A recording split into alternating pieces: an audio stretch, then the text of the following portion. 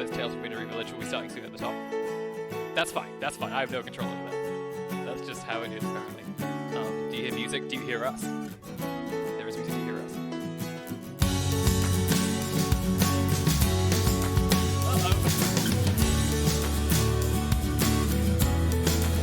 Should we just go?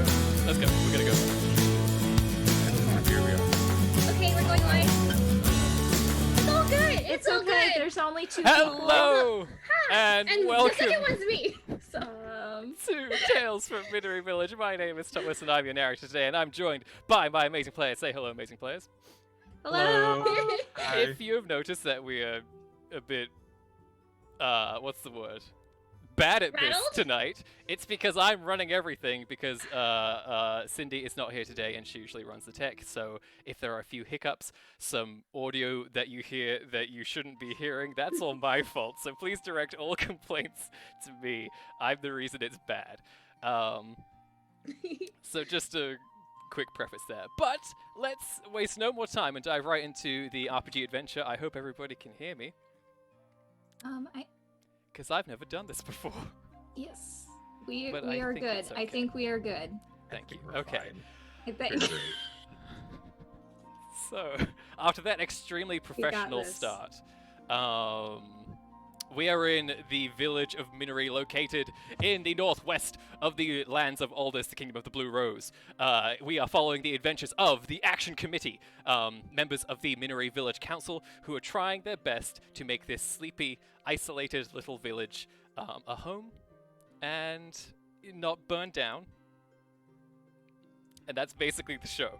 Last time you recently have come back from a daring escapade where you went to a local village that had seemingly had all its people disappeared. You found out that it was done by a vengeful Raiden who tapped into some ancient magic that did some nasty things to all the people there. It turned them into kittens, and you bravely managed to talk her down, undo the magic, and in the process you captured, after a little bit of chasing, you captured a no-good thug who was basically hunting down Raiden, who are these psychic-powered animals, much like our friend Blue is. You very handily took him down by setting fire to his tree that he was hiding in, among other things. And because of that, you have now returned to Miniry Village with your prisoner in tow.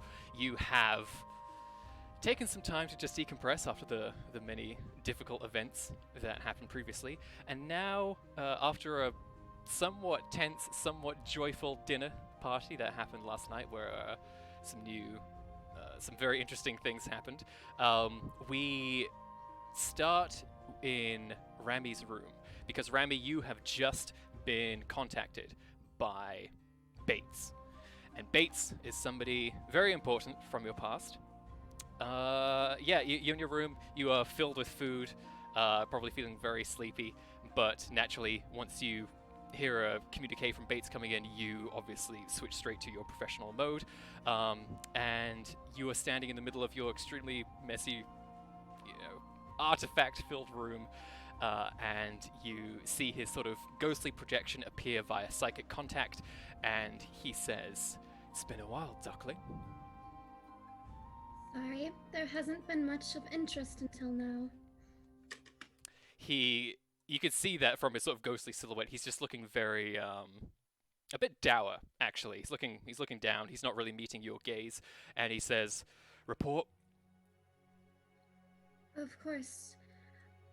So out of character, Yes. When was the last time I reported to him, just so I know when to catch up? When was the last time you reported to him? Probably, I think I kept him updated on the bow and then the evil artifact thing we Okay. found, and that would be last. So I probably haven't told him. And nothing happened the last day, for sure. Mm. So we recently heard a cry from help from a neighboring village. We headed over there to respond. Turns out there was a Raiden cat who was able to tap into this area and take magic from it. Old, ancient magic. It wasn't sorcery. I'm not exactly sure what it was, but I know it's tied to a location. And she was able to use that to turn a whole town into cats, which, on one hand, I did get my childhood wish to become a cat, but on the other hand, I don't remember it, so, that doesn't help me much. We caught the man who was doing it, and we brought him back in. Blue knows more about what's happening, and I think I could shake him for some information in the future if we need to, but I'll have to play it very carefully. And then there's still that stranger that Val's protecting. I'm meeting with him for some tailoring stuff later. Remy doesn't exactly get along with him, so I'll be toning her down for that meeting. He takes a moment where it's just silence, and you're fairly used to this because he's usually writing down notes in this time. But usually during your reports, he will interject a question or some sort of a request for you to expand on something. He's being very curt this time around, and he even says after you give that report, anything else? Are you still mad?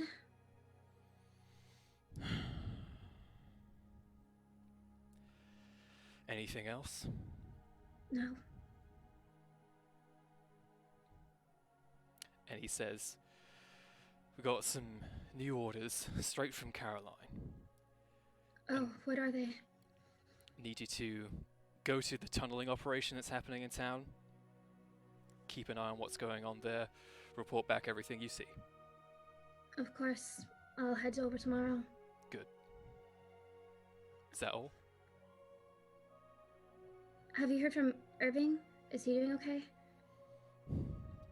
Irving is one of the few students I have who I can say I'm genuinely proud of. That's all. And then I hang up. Okay. His ghostly apparition disappears immediately. And during these moments, I would like you to make a perception test. Okay. Seeing if you have the focus. And then let me know what you get. I do have a seeing focus. I also have the I am pissed right now focus, in case you're curious. If you would like to spend conviction to explore it.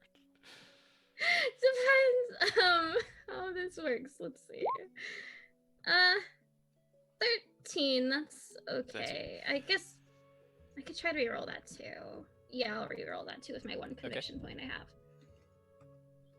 As it is the last thing you might do today. 4, yes, so that's better than 2, so that would make it a 15. 15. Okay. Give me a quick, very brief overview of some of the things that you have in your room, some of the sort of accoutrement that you've decorated this place with. So it's pretty much. Have you seen Howl's Moving Castle? Have you seen Howl's room? It's literally just that. It's what I'm basing her room off of. For those of us who don't have that knowledge, okay.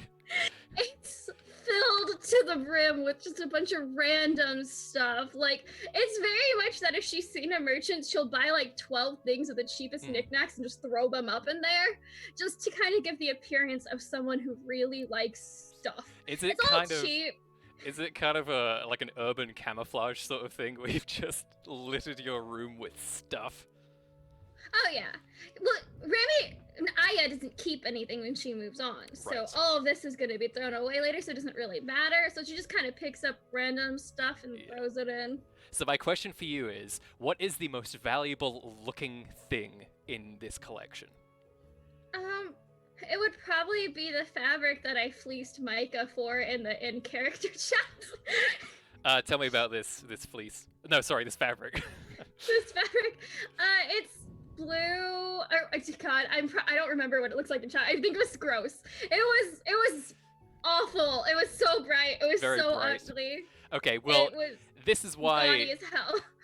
Because it is such a fixture in your room because of just how much it assaults the eyes, you notice at this point that it is missing. It is not where you put it. What the fuck? Okay. Crap. I look my room over and see if there's anything else gone. Yeah, you quickly see, with the 15 that you rolled, that there are signs that somebody has been in there and they have kind of pushed things around a little bit. For the most part, they haven't left too much of a trail, but also it is such a mess, and not necessarily an organized mess, that it's hard to really track any particular movements. But you do notice that this thing is missing. Yeah. Interesting. Okay. Honestly, I'm not concerned. They can have it. Personally, I don't like it. I don't personally enjoy wearing Grammy's clothes, but you do your job, you do. Okay. This actually works great. I'll just make a report later at the station. All good. Sounds good. All right. So, the rest of you have I don't want to say good night's sleep. You have a night's sleep of some kind. Blue, all that fatigue that you were accumulating has washed away as you were able to focus your mind and draw the arcane energies back into your tiny little raven form. Val, all the difficulties of the day are competing with you with the sort of anxieties and but also the just rest that you desperately need after having to spin so many plates. So eventually you're able to fall asleep, and you all wake up in the morning. And during this time, I would like those of you with the visionary talent to roll for visions. And we'll see Cool. what is revealed. How do you do that again? You roll your perception visionary, and then I will tell you what that means. I don't know if I have. Is it in the Arcana, or was I supposed to put that in the? Talking about the talent, or are you talking about the spell? The arcane Yes. spell. Okay, so just cast the spell. Yes. Okay. Yes.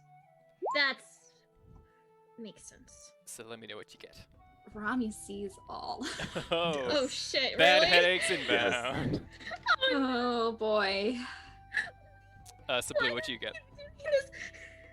So I got 12. 12. I did generate 4 stat points, so I'm gonna make it a 16. Oh, okay. Yeah. Here are my notes. Okay, so this is something between awareness of a particular event and awareness of people involved in a particular event. Interesting. The thing that you see, Blue, in your mind is that you see a very tall tower, except it seems natural to you, and it wears kind of in an anthropomorphized way, it wears a sort of fuzzy grey cloak around what would be its neck. And you see that there are people climbing this giant pillar, this tall thing. And once they kind of reach into it, this thing kind of yawns open wide. And inside there is very foul darkness, very sort of malignant shadow, but there is a shine of light, and you see that light comes from a scattering of gold coins, and those gold coins seem to keep the shadow at bay. So that's what you see. On to the next person. Val, what did you get? A 15. 15, okay.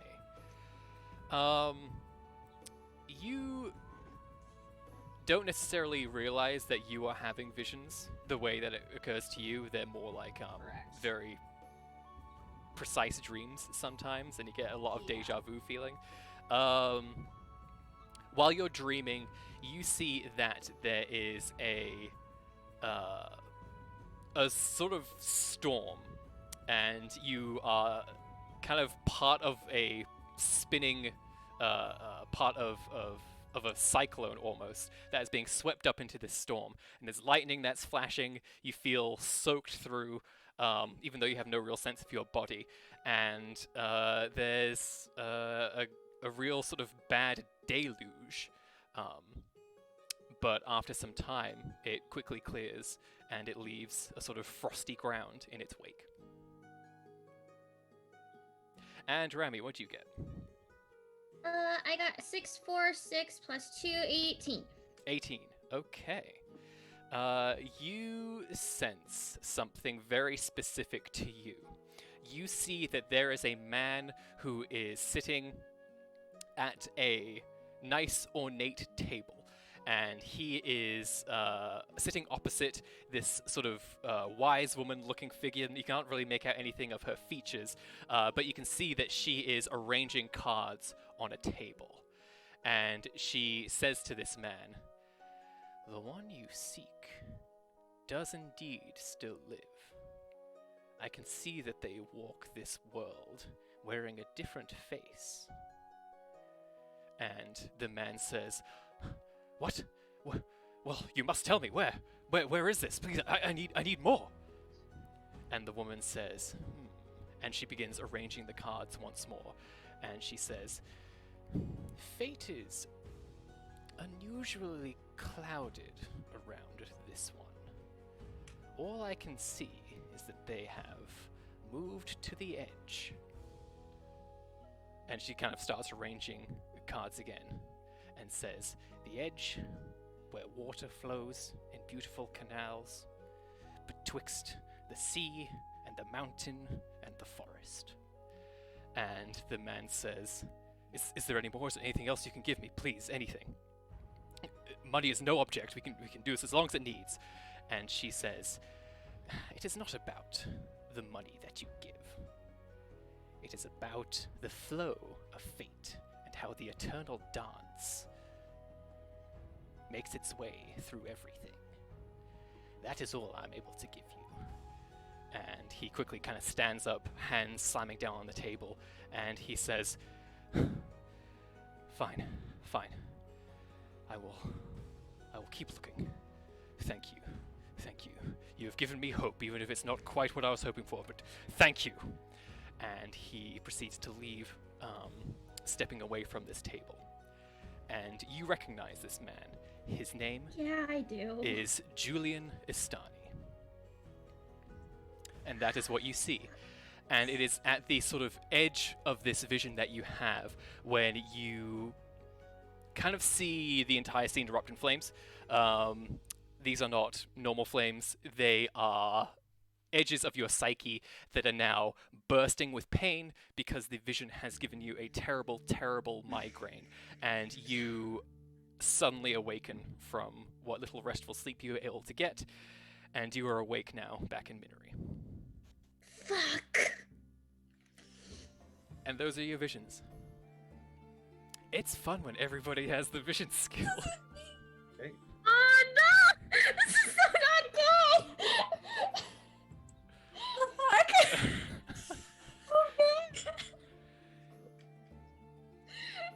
So you wake What up is happening? at the times that you normally wake up. You go about your daily routine. There, of course, is going to be a couple of items of business that you'll need to get to. But before that, somebody arrives in Miniry. You recognize her. It's a night person who comes from the same sort of hollows, the part of the mountain where Micah's people are from. And her name is Piri. She comes with a message for Micah and informs her that there is a series of discussions that are happening with the royal family that, of course, she needs to attend as a member of that royal family. Micah does not seem particularly pleased at this prospect, but takes her duty very seriously, and she quickly departs back home and leaves Sunna in charge. And Sunna's like, "Yes! Won't let you down, Cap! Alright, everybody." And she just spins around, starts giving orders to all the various village watch. That's fine. And start requisitioning again. She actually makes her way to the forge of Morik, who you met at the dinner party, to see what she can do to help equip the watch with some better stuff, see how she can help move that along in any way. During this time, you're probably all about the town, going about your usual duties. Val, you're probably... Well, yeah, you tell me, what are you kind of up to on this typical day? So typical day stuff. If there's any rounds that I need to do, like to check in on people who are sick or who need an update on their medications, I do that. There is one elderly man by the name of Jika, who is having a very rough time of late. which you discovered the other day is because he literally only eats seaweed. And apparently he's trying to get closer to the gods in this way by partaking only of the the weed of the sea. Just give me 1 second here. He is not well. And why they buy my newspaper? You can absolutely buy him a newspaper. No, like, I understand why people buy it now and why they Oh, I buy see. into what I say. Okay. Yes. So I have a very long, in-depth discussion with him as both the priest of this village, but also as his primary physician. Yep. That, you need other sources of vitamins and minerals. Seaweed's great for iodine. It's probably good for fiber, but you need protein. He says, I've never been Like, more just- regular. I'm sure, but that's not the problem here. The problem is that your gums are bleeding. And that you passed out twice on the way from your porch to the beach. So we need to reintegrate some other things into your diet. I merely consume the gifts that Braidil has given us. The seaweed and the seawater. You're drinking seawater? Oh, yes.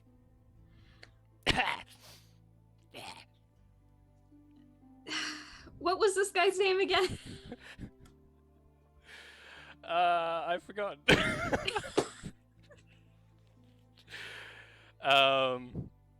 Janik, I think. Janik. Real professional today. You can't just drink the seawater, you can't just eat the seaweed. There are other gifts that the gods provide for us to give us sustenance. Yes, but I will one day make a great pilgrimage out into the ocean, and that is where I will die, and I will be closer to the gods than I ever have been before. In order to make that pilgrimage, you're going to need to eat other things. At this point, you are going to die on the shore, and I'm going to just, walk him through No. a dietary plan. No, I must be out in the open sea. No. I would appreciate it if you wouldn't go out to the middle of the sea to die before your time. That doesn't seem like it's a very productive course of action for you or for the gods. It doesn't. Personally, I am not here to tell you that your spiritual journey is wrong, but I am saying that it is rather dangerous and perhaps not thoroughly interpreted enough. He is clearly delirious at this point and just starts muttering, "Cast my soul like an angling pole. Let it fly from the sea. You'll be with me." Okay, yeah, I'm pretty sure that I have a space somewhere that's kind of like an intensive care unit, Yeah. right? Okay, yeah, he's going there. Okay. You take this very malnourished, very sick, elderly man. Do you just stuff some good food in its face? What is the procedure? I mean, so you have to reintegrate food gradually, otherwise his body's probably just gonna reject it. So, we're gonna start him off on some just very basic rice porridge and some bland chicken or fish, and get some other vegetables in there too.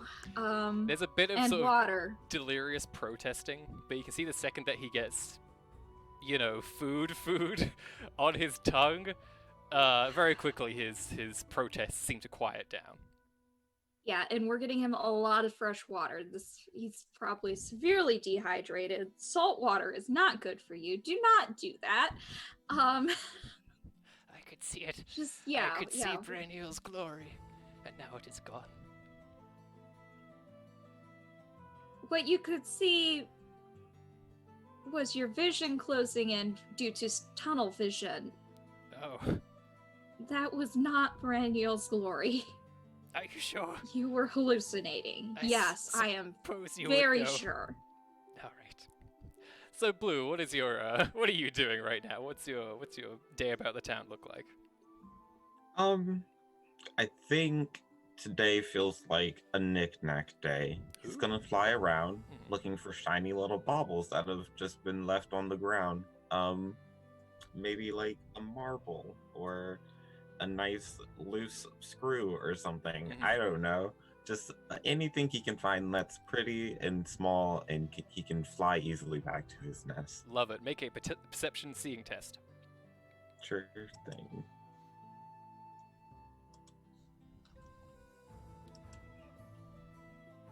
And you see, like, during this time, people are going about the town. Some kind of wave up at you, say hello, as they usually do. What did you get? I got a 9. A 9. All that good luck from last time is just gone. Well, a 9 isn't terrible in this 3d6 system. So the closest thing you find is something that's a little bit more ephemeral, maybe some discarded string that's sort of tumbling down like tumbleweed down the street, and you see it kind of like flutters across one of the canals, and you just kind of fly down and swoop at it and get it just before it lands in the waters. Oh yeah, totally. This is some nice string. He'll like pull at it with his legs and like sturdy, strong. This would make a lovely addition to my nest. And then while he's flying back, he'll try and do like a small object reading on it. Yes, please. Go ahead and see what he can do it. Where'd this string come from? Is there a particular thing that people can see when you do your object reading, or is it something that sort of happens internally for you? I think it's more internal. It's almost like it's something that birds have. I forget what it's called, but it's like an instinct that tells them like how and where to fly to. It's sort of like that. Like he can very internally sense it. It's not exactly like in his mind either. It's just like he can tell where these things came from and like a part of their history. Nice. Okay, so when you start reading this object, delving into its history, and as your mind is kind of swept away to that place, you can see that there is, you're kind of suddenly hit by this physical force that hits you from one direction, then from another, then from one, and then from another, again and again and again. And there's a strange momentum that you suddenly feel that sort of disorients you. And then you feel things zoom out a little bit, and you realize that this string connected a ball to a cup. And there is one of the twins that you know about town with extremely messy hair, by the name of Jura. He is kind of just like playing with this cup and ball thing, and his brother kind of tries to reach in and grab it. You don't entirely hear the words that they're saying as you're going having this vision, but you can recognize them from their stature alone, and the way that their frizzy hair just kind of bounces from side to side. And then eventually, during their horseplay, the string snaps. And yeah.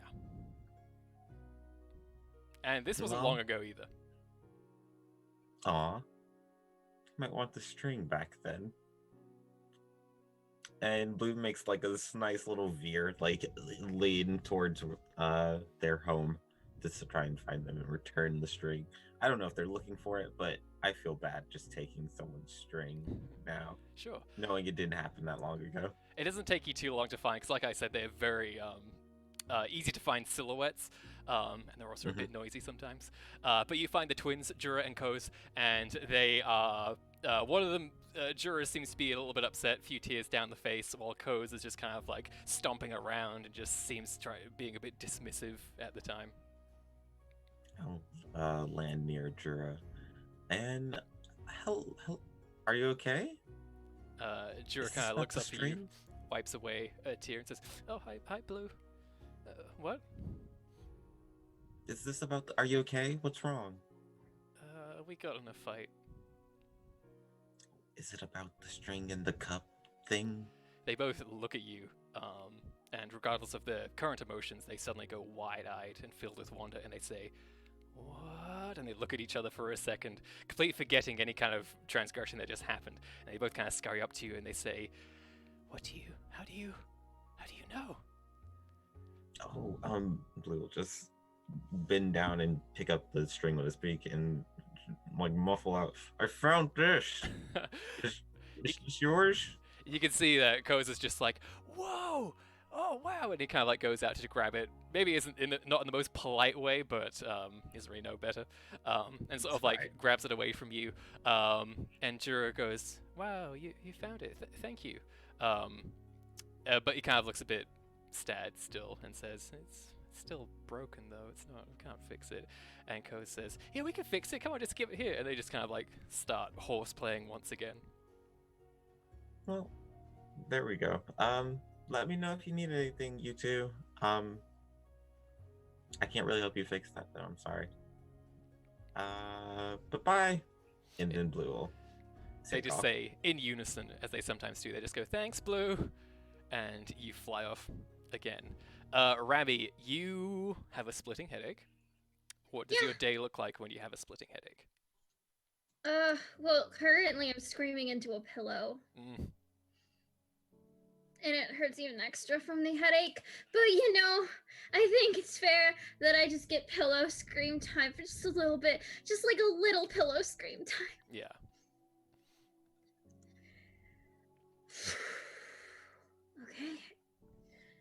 Okay. Jules is still an idiot who spends his money recklessly. Cool. That's fine. Bates is still mad. That's fine. My head fucking hurts. That's fine. Okay.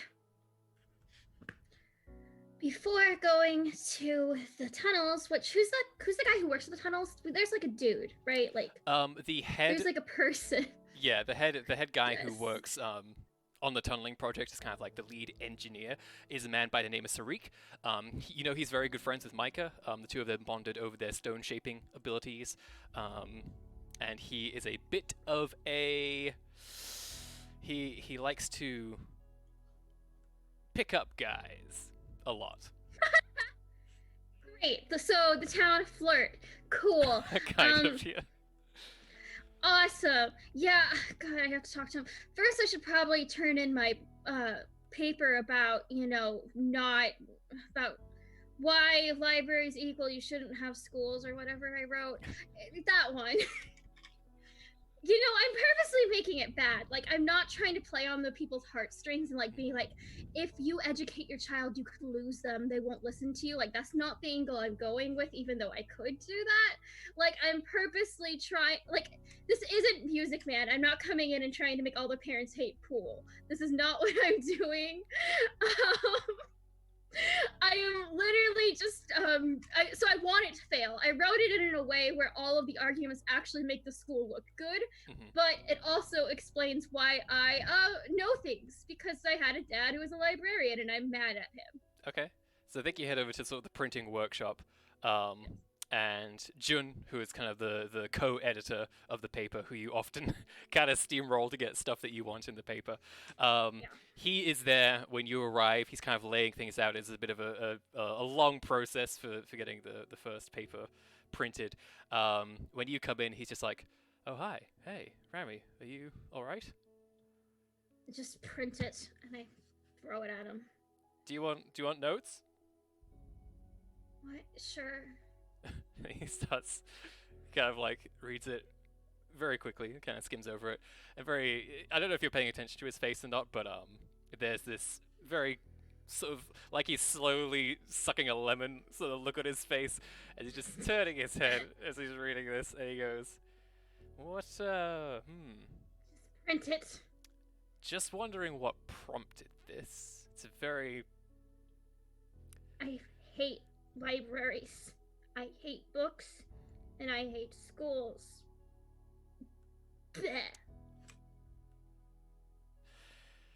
I guess I'll print this then, he says, looking sorrowfully at the printing press. It's fine, I'll have a fluff piece for you later. It's really cute. I got a good story at the awkward dinner. It's cute. Well, I'm sure people will be more interested to know about the occurrence that happened in our neighboring village. Already the word has spread like wildfire. Yeah, Something about don't cats. worry. I have something on with that too. It's fine. I'm gonna make Micah look really cool, but just Okay, but you would like me to run the... I hate Just libraries run this piece. Okay. Yes, it's very important. I think it's cultural master. My fucking head hurts. Do you have anything else to say? No, sorry, I didn't mean to keep you. No, you're fine. You're fine. Also, you know that one you've been wanting to run for a couple weeks? Do it. Today's a great day for it. Are you serious? Yeah, I am. Finally, I can It can be print front page. front page. My well-researched findings into the dangers of some of the marine life local to the Trident's Point. You think I can put it on the front page? I do think that this once I'm allowing you this gracious opportunity. Don't let me down. Don't make it boring. Change the middle part and kind of have it be so that we're kind of mocking that one guy who keeps coming into the village. You know, the guy who comes with Ozzy and he comes a lot. He's really annoying. You know who I'm talking about? I have no idea. Greg, I fucking hate Greg. Okay, so in the middle section here, I want you to just change this line right here and make it a direct attack against Greg, and then it's good to go.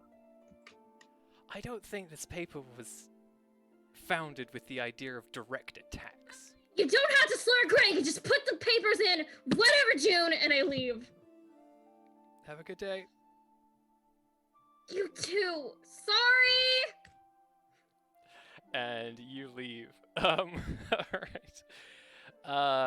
While all, you're going about your things, you, Val, are approached by none other than Elsa, your esteemed guest and secret, elder god, or whatever the hell he is. What are you doing, do you think, when he approaches you? What time of the day is it? Probably about is this midday. still the morning, or is this like midday? Yeah, midday. Then she is probably at home, like getting lunch together, if she didn't pack lunches that morning. Mm-hmm. So yeah, she's working on getting lunch together, either for herself or for herself and Hannah. I think it's while you are making something that Elsa kind of slinks up behind you. And he just very casually, starts talking. And he starts looking around at the various ingredients and things. And he does this kind of for show. He never really seems to care about anything that's around him. He sort of picks up an apple absentmindedly and puts it down. And he says, "So, how are you doing?" I'm fine. How are you? Interesting dinner party last night. Your friends, unusual types. Well, it's a small village, and when there's not a lot going on, people you notice people's eccentricities more, I guess. I'm just hoping they don't notice mine. Again, really trying to not have many people bother me. But I have to say you're doing a decent job so far. I am going to need it to be a very good job. I'm going to need a bit more effort on your part. You have noticed that I am busy, right? You do We're realize that all there's... busy. I put the spoon down that I'm like stirring something with, and I turn to him, and I'm just like, I am the primary physician of this village. I am the primary religious figure in this village. I am a single mother. Okay, that's a lot on my plate. And then you come waltzing in here, declare that you want a vacation, and think that everything is going to be handed to you because obviously I'm going to drop everything because you've threatened my life. However, in order to divert suspicion, I still have to act normally in some capacity. I still have to do my job. Yes, we were very good at some of your jobs. I noticed that the candle at the Hearthkeeper's, altar, was snuffed out. Not the best priest move, if I do say It's so. in the back for cleaning, and I pick up the spoon again. For cleaning. Please make a deception roll for that. Oh, boy. Communication deception. Against, this godlike figure. Communication deception. I'm here for it. That I mean- is a 15 with 4 stunt points. Holy! Wow. That is not shabby at all. Please, so yeah, consider how you'd like to spend those stunt points. In the meantime, you can see that he kind of like squints at you a little bit, and you're currently trying to like focus on something, but you can just feel him sort of like trying to stare through, trying to crack through that defense. And he says, "May I ask, what exactly do you think?" Well, no. The things you do. What do you think your gods want?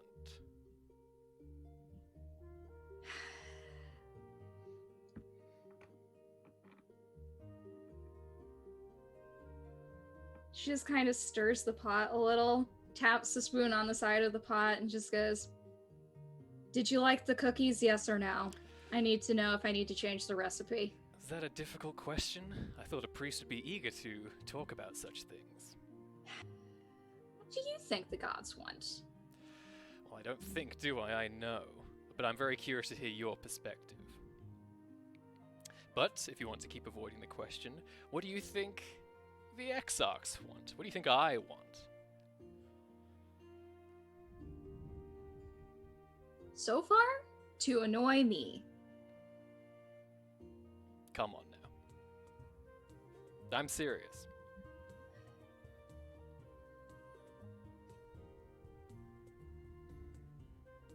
I mean, if you're going from the standpoint of what is traditionally taught in Jarzani canon, the Curious Exarchs way want to phrase that. Go on. the Exarchs want power. And ultimately to depose the rest of the gods or destroy them in some sort of way and subjugate all folk of this earth. How do you think that's going?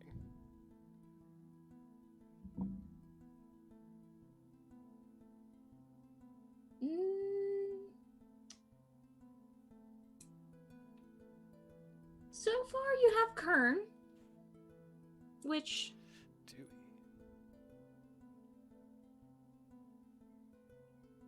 and would you not have Kern? You rule over it. You keep slaves there. You work people to death. You commit atrocities that I don't know about. You tell me, do you have Kern? I've never been to Kern. I know there's a lot of things that go on there, but personally, I don't take much of an interest in what they do. If they are meant to be our greatest achievement, then that would be very disappointing. Then what is your greatest achievement? Do tell. Oh, my greatest achievement? My greatest achievement has yet to come, but it is going to be truly amazing. And you won't thank me for it yet, because it's probably going to be a bit past your lifetime, but I'm looking forward to it.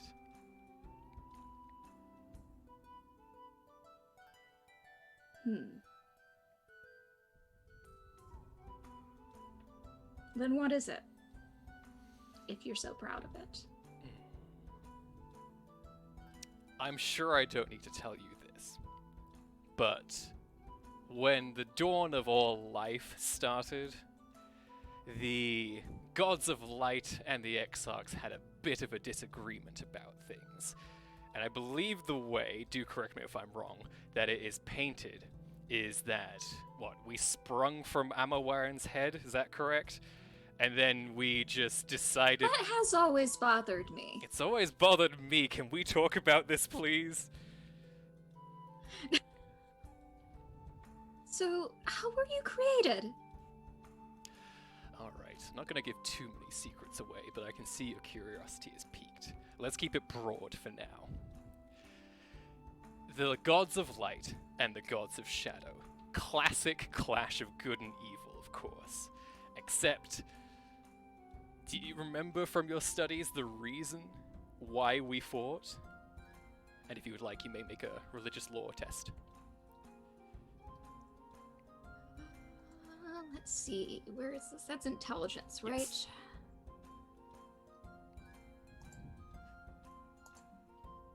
Let's see, that is 13 Okay. total.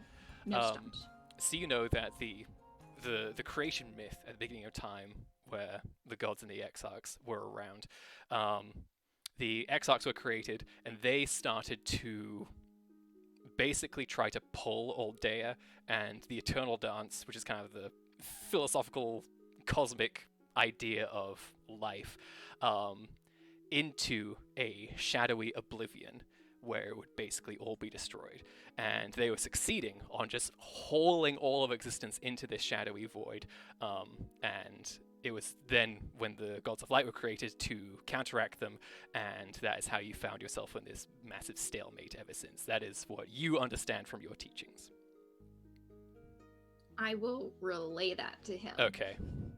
And he says, okay, so by your teachings, we sprung from the head of Amawaran, okay, and then we just felt like it would be fun to hurtle all of existence into a big hole. Is that correct?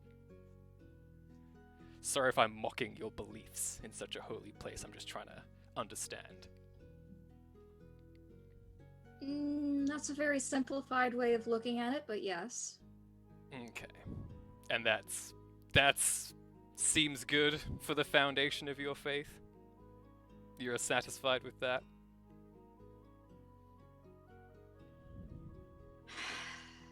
It's divinity. Mortals aren't necessarily meant to understand divinity. Not to mention, this is a story that's been passed down for how many generations? Is it allegorical? Is it true? That's up to interpretation. Would you like me to tell you?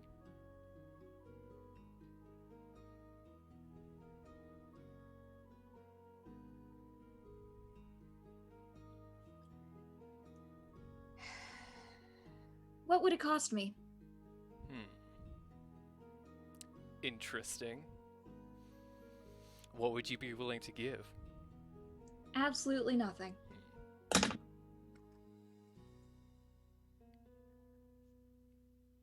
Okay. Any knowledge that you give me obviously comes with a price. I don't expect you to give me any information for free. That's very unkind. You're a very unkind person.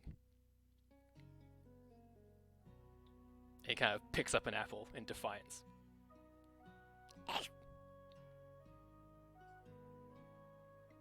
So you would willingly tell me the truth about creation.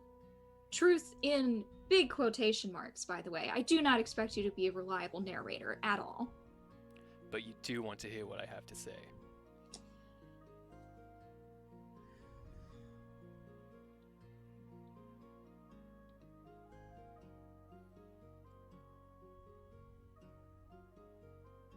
Tell you what. If I said yes, would that make me a bad priest? I don't know what a good priest is, so I'm the wrong person to ask.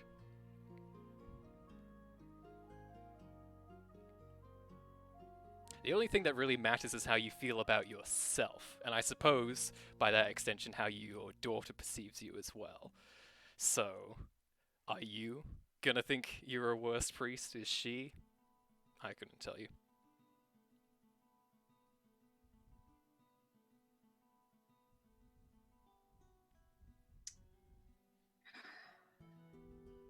Fine, tell me.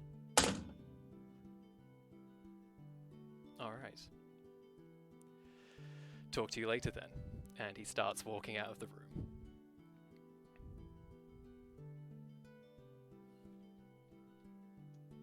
Dinner's at 6. I might be here, I might not, don't know yet. Please don't fall off a cliff. Alright.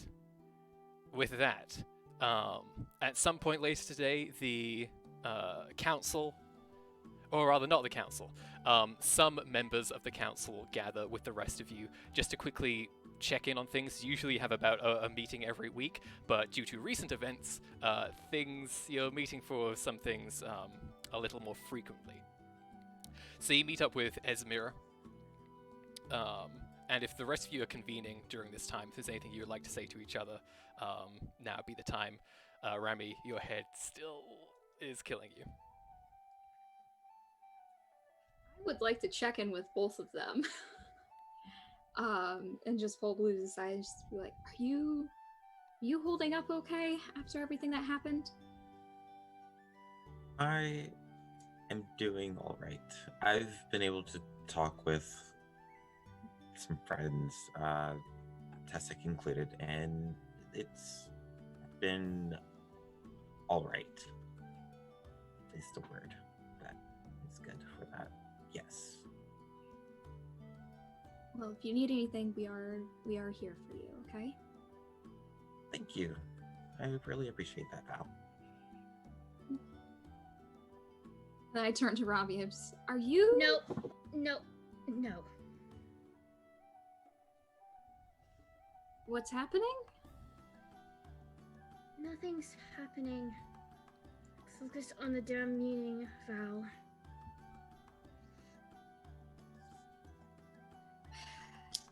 I expect you at the house after this meeting. Busy. Nope. You're going. Yes. No, I'm not. You're not my mom.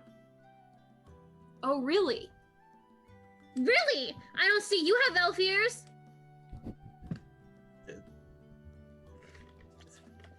I may not be your mother, but I am a doctor, and I know that you're in pain. So, I don't want you to fix it. You can go doctor someone else. You poisoned me last time. You had a bad reaction to medication.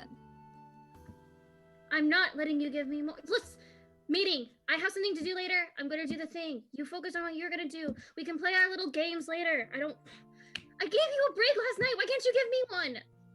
You see, your health is not a game. Your health Yes, it is. impacts Everything you. is a game, Val. Everything is a fucking game, okay? At this I point, just leave. there's as you go to leave, there's an awkward silence, and the door slowly opens, and Ricard just kind of steps in the middle of this extremely tense moment. Cut your hair! Ricard, the Arcana advisor and the owner of beautiful flowing ginger locks of hair, he kind of like comes face to face with you, Rami, and he says, Rami, I was hoping I would find you here. What do you want? What do you want? And the rest of you as well. I've taken some time to reflect on what just happened with the kitten fiasco, and I do believe that in hindsight I may have acted in a way that was not entirely beneficial to everybody involved, and for that I would just like to apologize. Your apology is accepted. You're doing great. You're good at what you do, and you're always trying to improve. Good job. And now I leave. You're often sarcastic with me, and I don't know how That to wasn't interpret sarcasm! it. I feel like you're angry at me. Ricard, I think she's just having a bit of a She's headache. having... Yes. Yeah. And everything turned out pretty well, so there's no need to apologize. So I really appreciate it. Thank you. I did want to clarify that although what I did was a blunder on my part, tactically it worked extremely well in our favor. Yes, That is it true. did. But you know why? Because I fucking covered for all of us. Blue was putting the fire out. He was just gonna think that we were confused and we weren't working together as a team. You start a fire, Blue stops a fire. No explanation. The only reason that it worked is because I fucking covered it! Sorry. I'm sorry. Why am I yelling at everyone today? I'm sorry. I have to go. I'm sorry. Now I feel you are angry at me because I'm not although angry at you. I'm just very angry, confused, okay? and perhaps the rest of you could help clarify how everybody is feeling right now. I am very concerned about Rami's health, and she's not going to let me do anything about that. And the reason that she is lashing out is because she is in pain. Are you sure you're all right, Remy? There might be like something Val can do? Val is one No. of the most gifted healers I have had the pleasure of meeting you, and I have known a few. Maybe you would like to take today to rest? We can fill you in on the meeting later. Sure, whatever. I have something I have to do. Thank you guys for your concern. I'm sorry that I'm being really mean right now. I'm sorry. I'll write you formal apology letters, whatever. Just sorry. Do you leave, Remy? That's when Ricard leans in close to you two and says, "These formal apology letters, would they be a good tool to use in the future to help clarify things?" I mean, I personally don't feel that they're necessary. However, if you think they would be a good tool for you, then by all means. Perhaps I will look into it. Blue is not exactly an empathy savant, Sure. but can I like roll to see if that was like just pain? Because it seemed like she was. Yes, going please, through- both of you, please feel free to Okay, roll yeah. empathy. On another player. Dun dun! Dun, dun. That's That's perception, isn't it? under Perception, yes. Perception, empathy. It's a I got 13. a 13 with 5 stunt points. Oh, goodness. Ooh. If you think of a use of those, let me know. In the meantime, you discover that there is perhaps something wrong with Rami, and it might be beyond just physical pain.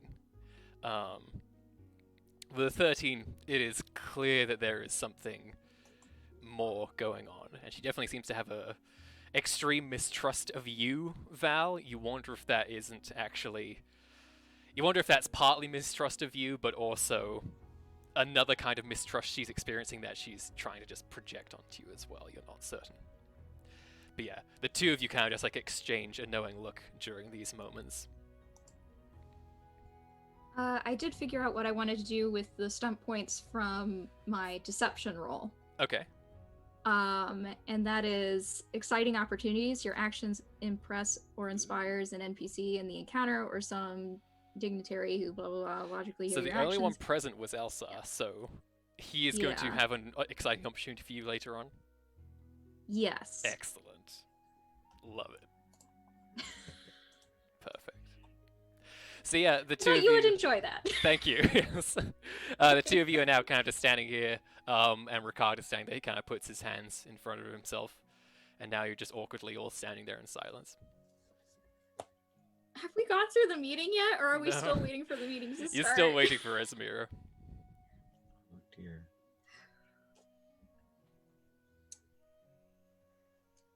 So And it feels like Rami's last yell is still just reverberating in the walls. It's a very, very electric atmosphere right now. Apologies if I was too loud, by the way. No, you're great. you're okay.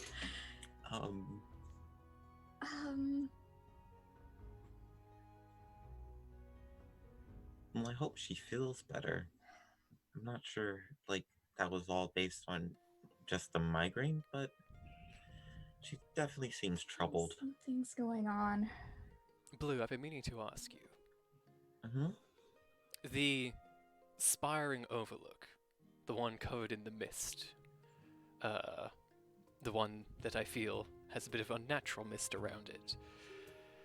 Do you think there is something you or somebody you know could do to help us find out more information about it? Do you remember what I'm talking about? It was Yes, some time ago. A long remember. time ago. I remember vividly. Do I think... So, first, I need to know if I do know something that I or someone else could do. Did you- Remind me, did you fly up? Did you try and fly up there ever? No, I have not. Okay. I think I did roll to see if I knew what it was, but I Right. did not roll well. Then your first point of who would be able to help figure stuff out would be you. Me. I could certainly fly up there and see. I would appreciate to hear your findings. I am uncertain. I have a lot of questions, and I would love to find some more answers, but of course, there are many different threads that I need to be following right now. So, whenever you have time. Sure thing. I will make an effort towards that. Esmira arrives, and she kind of gathers everybody inside. She's clearly kind of in a hurry a little bit. She kind of pulls out her chair and sits down and says, "I am sorry for being late. I've been trying to get into contact with some of the people from Aldous, and, well, I just got some news that there's a bit of a tumultuous time in the kingdom right now.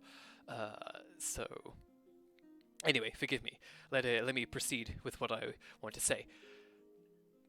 I got in contact with one of the people on my psychic relay, and I informed them that perhaps they could send, if not a standing guard, as it were, at least a squad of Sovereign's finest to come to the territory. I don't know if it's necessarily a wise idea for them to come to the village in case we aggravate tensions at all, but I would feel better if we knew there was somebody who could help reinforce things, given the circumstances of things we've gone through recently.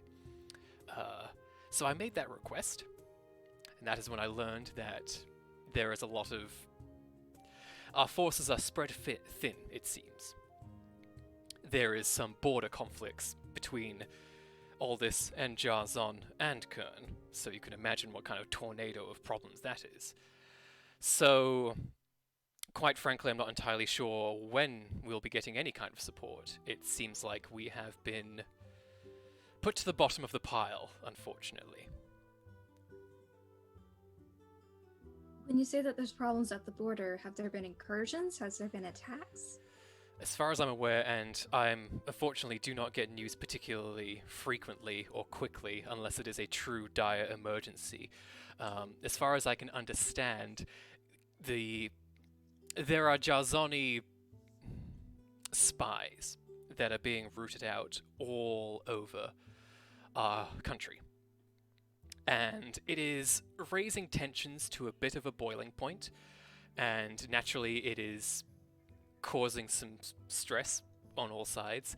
And apparently Kern has cobbled together a new force of some kind, though not an invading force. They are simply making a show of things, or otherwise setting a staging ground, or planning to occupy something. It has everybody on edge. At the very least, we are far away from all of that, so we can count our blessings. Did they say what the spies were after, or had they just been embedded?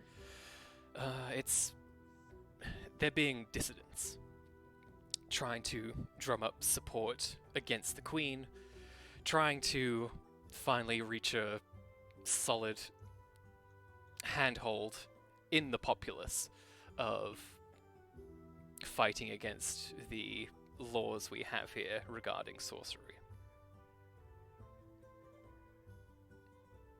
The events from 2 years ago are still fresh on everybody's minds, it seems. Remind me what happened 2 years ago. 2 years ago, the Queen of Aldous, Queen Jalen,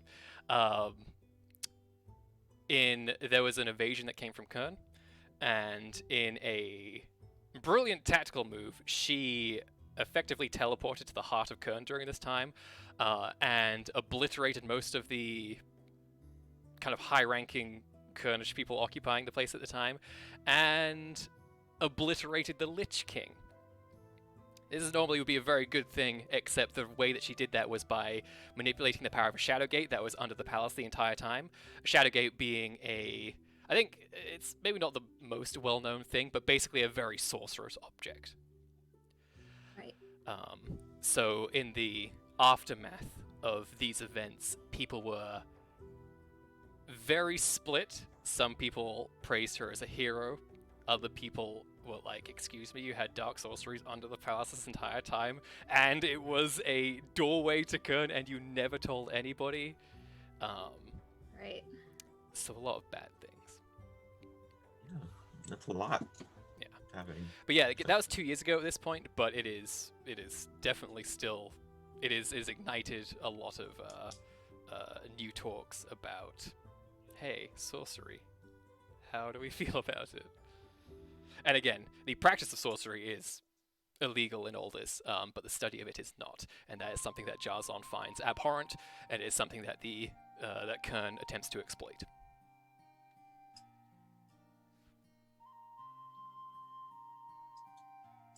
Okay. And so Esmira says, so in light of that, I think our next move, we need to go to Waithia and talk to Birdreth. And bless you. And explain Sorry. the events that took place, explain the crimes levied at one of his people, and hopefully find some answers. It is going to be a brutally difficult diplomatic mission, and I cannot say for certain what will happen. Do you think you're up to this?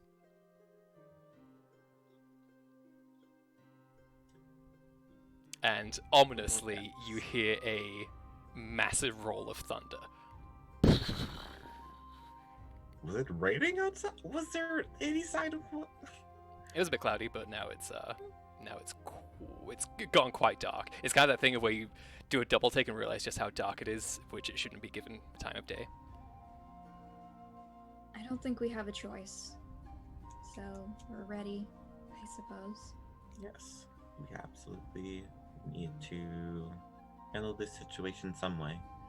And if all this is a bit preoccupied, then heading to Birdreth seems like the next best idea. Well, I wish you the best of luck. Is there anything you need from us? Any resources we can give you? Perhaps a bit of time.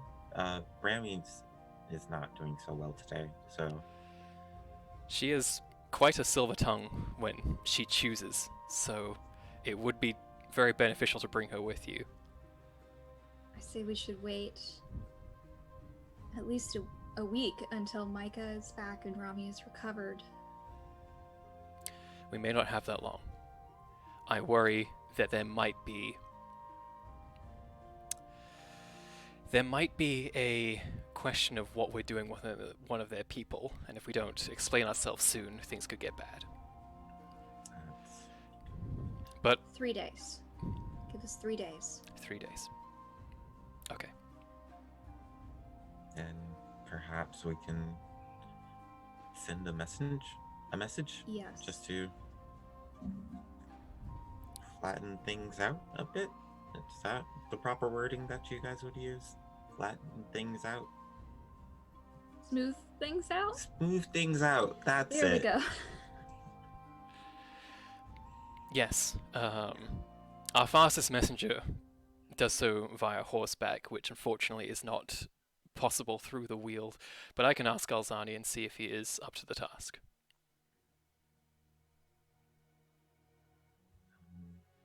Tell him that if it's too dangerous, he does not need to go. Of course, we did talk about me going at some point, and I wouldn't mind. Are you sure, Blue? You would be on your own. Well, just for the message, I'm not sure about the whole diplomatic part of it, but Yeah, just- at least to let them know. She kind of steeples her fingers a little bit and tries to be a bit gentle when she says, "My only concern is that if one of their people prove to not value Raiden as they should, is this exemplary for all of them, or were they That's unique?" True. If you go there, they could kill you just on principle. If this is a common belief held by them. That is a very frightening thought. I suppose the best person to ask is sitting in a cell right now. But then again, is he a reliable source? Is he going to give us a straight answer?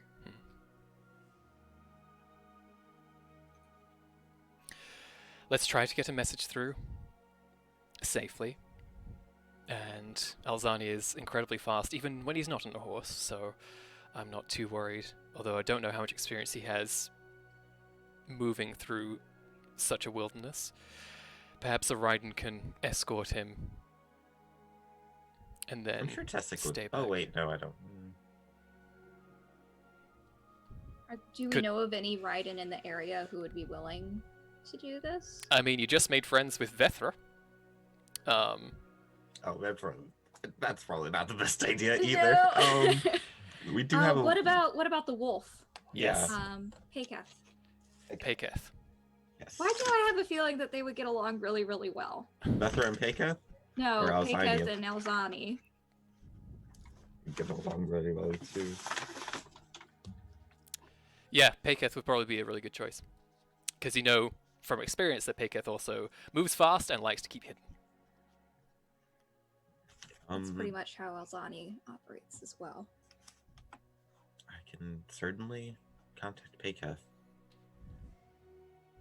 Could you See if he's also in the check area. in with Elder Ix about the bow? Absolutely. Elder That's been sitting there for a while. Alex got back to you about the bow, if you recall. Oh, Yes. what did they say about Remember it? they said that the kind of reading the history of the bow that you Oh, found, right, that it's it okay, traced I back to remember the now. original founders, if you will, of Miniry. Yeah, so it kind of belongs here So it's somewhere. like, yeah, oh, it's ours. Okay, we lost this. Kinda, Sure, yeah. okay. You lost a thing you never knew you had. Right. Um, I don't know. Should we arrange for someone like to go pick that up or something? You absolutely could. if Um, it doesn't take more than 3 days, I would actually be fine. Actually, I can't really carry it, so never mind. Nope. I can't. Nope. I am small, so. I guess if we can put this down as like a downtime activity, like if I could gather Well, up, if you're like, going a to take few 3 people. days, then that will give you an opportunity to run over to their settlement and back if you wanted to. Because if like we know the way, we know it's relatively safe, Mhm. correct? Yes. As long as Um, you don't run into any strange nature spirits that like to possess the history of people. because I was going to see if Hannah or Shauna wanted to go as sort of a field trip. I see. Okay, why don't we get to that now? So basically, the meeting gets adjourned fairly quickly. Lael is officially sent out into the field at this point, and they're going to do some reconnaissance about the various clans or the sweeping unification that's happening with the Icebinder bandits, etc. So you'll be hearing back from them soon if their mission is successful. In the meantime, yeah, when you go outside, Blue, a drop of water splashes on your face, and you realize this is a bad storm. But that's I can about it. actually read storms. Like, I can tell the weather. Yeah. Do you want to read the storm? What does, Ooh. hold on, what Yeah, does that do? absolutely. What does that do? That sounds cool. Read storm. Let me grab it. It's predict weather. So I just Oh, get a sure. reading of the weather for the next 24 hours. Oh, great. Or wait, no, I think it's a week. Oh, God. Let me. do you have to roll for this? Now or do over you to just get Blue it? with the forecast. I'm looking at that. Over here, hop, hop, hop. We have. Okay. So with a minute of observation and a successful Arcana check, you can accurately predict the weather for 1 day, plus an additional 2 days for every point above the outcome. Oh, okay. Would you like to do that? Test is 13. I would love to. Let's see what's is this going on here. fatiguing? It is not fatiguing, no. Oh, Yeah. neat. Just so that is 2. So I get 1 day plus 2 days. Because you're No, an adept, 2 you get days. 2 extra days. outcome, right? Just 2 days, not extra. I thought as an Um, adept you get automatic outcome, don't you? Or is that an automatic stun point? I always forget. I don't have any stun points, but the spell every 2 points above Right. the outcome I roll Got it. is So you got 2 days. 2 days of weather. Okay, you know that at the end of today, or rather beginning very soon, and for the rest of those 2 days, it is going to be a very, very, very heavy storm that's going to make travel a nightmare. Might even cause a mudslide or two in this kind of high, hilly terrain that you find yourselves in. It could be pretty bad, actually. It might be a good idea to warn people about this. Yeah, how about let's no one go traveling and just Yeah, let's all just stay hunker here down. for the time being. Yeah, let's. Does it look like there's going to be a tornado? You can't tell that. Blue can tell you, however, that there is not a tornado that he can predict.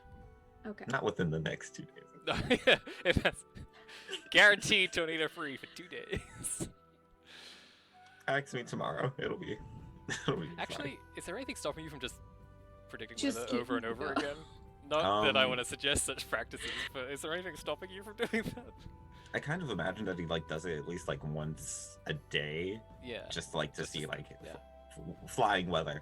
Yes, absolutely. But no, there is no other boundaries. I can just do that over and over. It takes a minute, and it's not fatiguing. Oh, so I guess, okay, if it takes a minute, that's some kind of price, I guess. Mhm.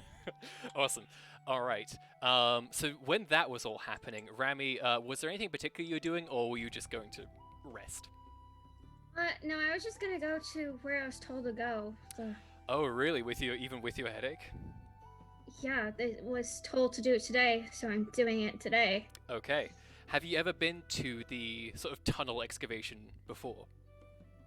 I poked my head around and everything. Yeah, I've been once. Okay. I think it was kind of boring, and then I left pretty quickly. So when you're making your way, it is on a very smooth road because something that the kind of engineers and shapers made as they were making their own way to where the tunnel will be in the Icebinder Mountains. They lay down a beautiful, smooth, gleaming road. So the walk is very nice and easy, which is a pleasant change from kind of trekking through the Weald. It is flat and very easy to traverse. You hear the thunder, and it doesn't take too long before you start feeling a few raindrops, then a lot more, and you get completely drenched on your way to this place. How does that even work with magma-y hair? I was That curious, would be do you think so it weird. Does It's just steam- there's just steam. It's 'Cause so your hair- unpleasant. Your hair can't be that hot, otherwise you'd set all your No. pillows on fire. Which No, I don't think it's hot. I think it's more just like a visual look. Yeah, Okay. love it. But, ugh, that's gross. So you make it to the work camp, and there's numerous tents set up in this area, and you come basically right to the very edge of the nearest Icebinder mountain, and they're very imposing at this distance. Just looking up, you can see how tall they go, and you know that somewhere in that place is Micah and her entire civilization just somewhere Sure. there. Cool. And also looking to the east, you know that there are maybe countless bandit clans living in those mountains, doing something, getting ready. But you probably don't want to think too much about things that aren't part of your main mission. When you get here, obviously there is nobody around because they're all inside their tents. It looks like there's a very large sort of communal eating area tent that's been set up, and that appears to be where most of the people are right now. You can see a couple of people kind of standing at the edge, staying out of the rain while smoking a pipe, just typical. So yeah, where do you go and what do you do?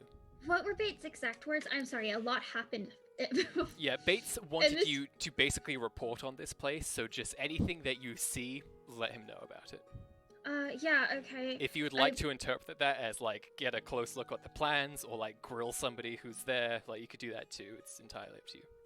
Yeah, I mean, I guess I'll just make my way to everyone who's talking. Try to stop being a complete mess, because I'm gonna have to do so much fix-up work later. You can see the lady who's smoking a pipe kind of just looks at you as you come just drenched, and you look in pain as well. Are you trying to play it off? No, as, I'm fine. smiling. All right, please make I forget if performance is a thing, but some kind of Can I do deception? yeah, sure, you can do deception, and with a -3 to the roll. Okay, great. -3. Deception. Of course, it's still amazing. Why would I? Yeah, so it's 20 minus 3, 19, 17. That's very Plus I good. got 6 points. Damn. So, So while you think about that, the lady with the pipe just kind of looks at you and goes, "Are you all right there?" Oh, I'm doing wonderful. I'm sure you know me, Rami Lawford. I am here to just get an interview, find out how you guys are doing. I want to see every little bit about what you have going on here. She kind of like takes a puff from the pipe and goes, "Well, I see where the sunshine went. Come on in, don't get drenched anymore." Of course. And yeah, I'll come in. And hold on, I'm looking at all the Yeah, sure. things So, about- you come into the tent, and there's just numerous workers and engineers there and shapers. I think you also heard that due to a unfortunate run-in during the tunneling project, they had to sort of halt the shaping and get a bunch of teams of miners in here to get a bunch of metal ore out. You can see that there's a few people from the village here who are obviously volunteers to try and help out in that regard. So it's a bunch of familiar faces. When you come in, there's a couple of people who go, "Hey, it's Rami," and they kind of like raise a drink to you, kind of like offer you some food and everything, and they're just like, "What on earth are you doing here now?" And just all sorts of things. I just realized that we at the paper are not doing enough to raise awareness for all you guys have been doing here. Every single you guys are just so impressive, and Oh, you're just too sweet. You're too sweet. and really, it's my responsibility to make sure everyone sees just how amazing you all are. Well, so, we're all just so- doing our part, right? We're just regular people. There's nothing particularly special. We're just doing what anybody would do, really, given the circumstances. What a hero! Those kind of words. Stop. It Oh, makes me I blush. can't. I'm just saying. Why haven't I done this earlier? And I'm just gonna try to get them talking, like just about fun things they've done. Make it a really jokey, fun atmosphere, so they're like Yeah. not afraid to if they want to like bitch about work even. Like I'm just trying to. You are make so in your element right now that it has a somewhat sobering effect on your terrible headache. So you kind of like slip into something with a little bit more ease. So go ahead and make an investigation communication test with a -2. Wonderful. I'm going to use some of my points that I have to.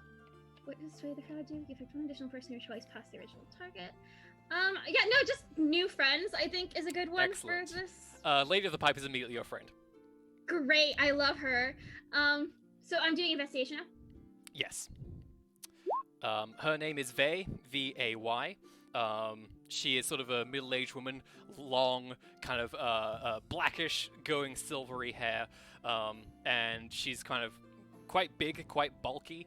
She seems to be one of the shapers who has come a long way to help see this tunnel project through, and she seems very salt of the earth. I got 12, but I also got more stuff points. Excellent. So yeah, with a 12, you have to kind of like work quite a bit to get any kind of good information, because these people are frustratingly humble, and often you're like, no, seriously, actually tell me what's going on here. Spare no detail. And eventually you break through once you kind of bust them up, keep calling them heroes. They love that. You start to hear as well that there's in terms of the progress that's being made, you know that Sarika's had has been trying to keep under wraps his frustration, because it seems like, as he would say, this entire project is cursed because there's always some other problem that comes up that he has to deal with, and it causes delays, and he's made, an obligation, and he's made promises to people which he's going to have to go back on, and all these sorts of things. And some of the workers are feeling it a little bit, some of them don't really care very much. It's like, well, we're going to keep working, and when job's done, and that's the most kind of stakes they have in the entire thing. What else? Yeah, that's about what you get. Okay, I'm gonna use That Makes Me Wonder. You may immediately make another perception test to discover more information about your sunderings, using a different focus from the first and not generating stop points. Love it. Is there any particular perception test you would like to do? Or would you like me to give you one? You can give me one. I have seeing +2. Can I do something with my eyes? Yes, it'll give me time to think of what you could possibly see in this situation, so go ahead and do that. Okay, oof. Yeah, I did real bad. I got a 9. Still -2 as well. Yes, so I did really bad. I can't see anything. My head So hurts. unfortunately, yeah, I think you take a moment to sort of like, your training kicks in, where it's looking beyond what a person wears on their face, but also the clothes they wear, any grime, any calluses, any indication of what they've done marked on their body. And I think combination of the rain and of just your general mood right now, it's hard for you to pick up anything concrete. Okay, I'm gonna try another direction. So this is all extremely interesting, and I'm very fascinated what you have to say, but I'm not sure if it's enough yet for the paper. You are all complete heroes in my eyes, of course, but I just need... June gives me a hard time about what I put out, so I just need to make sure... Oh, we love your paper. Really interesting. Every week there it is. Always got the most interesting goss. Oh, thank you. But that's the thing, is I just need something a little bit more. Maybe you could show me a tour, show me some of the more interesting spots, something that'll just really excite Miniry. I think Vey steps forward at this point and she says, without you even needing to do a check, she says, "Oh, if you wanna look at some of the stuff we do, I can show you around. It's not a problem." Yes! Oh, I would be so grateful for that. You can see a couple of the workers look up like, is that okay? And she just immediately is like, it's fine. She seems to carry a bit of weight around here. And so I am on the village council. and she says, "I can see already you don't mind getting a bit wet, so let's go." Oh, no. I adore the mud. And yeah, you step outside with her. She kind of like empties her pipe in the ground, like stuffs it in her blouse, and you move to the tunnel itself. It is very wide, very big. On the outside, it has just beautiful statuary just all around it. It has already been shaped at this point. And Vey's kind of explained to you the entire process of how it goes, of how the shapers very carefully, inch by inch, make sure that what they are shaping into is okay. Then they extract that earth and use it to kind of like build load-bearing pillars, and then more shapers come in after that and make them look extra pretty and things. And you can actually see this process as you're walking down this extremely dark tunnel. I think Vey would have grabbed a torch from a nearby barrel and just lit it up for the both of you to see. Yeah, and you go inside and you can see that like it's beautifully detailed, and then it's like very simple geometric shapes, and then it is just dirt. And as you make your way further and further into this place, you eventually start to see that there is this area of a lot of scaffolding, a lot of this sort of wooden beams and various carts and pulleys that have been arranged for the miners to come in and get rid of the metal ore that is ruining everything at the moment. And Vey explains to you, like, well, we could just shape it all out, but then that would be going against what we need to do, where we have to take everything slowly, because if we go too fast, you never know what will happen. You can uncover a pocket of who knows what, and then everything comes down, and it's all disaster. So we have to wait for the miners to get through all this, and who knows how long that's going to take. It's going to... You know how it goes. I do. You put up with so much. Oh, Sarik takes the brunt of it. We just have to wait around a bit, get antsy more than anything else. I can understand that. Still get paid at the end of the day. That's the important thing. You know, I've been hearing so much rumors about a ghost cow. Do you have any ghost stories of your own over here? Ghost cow?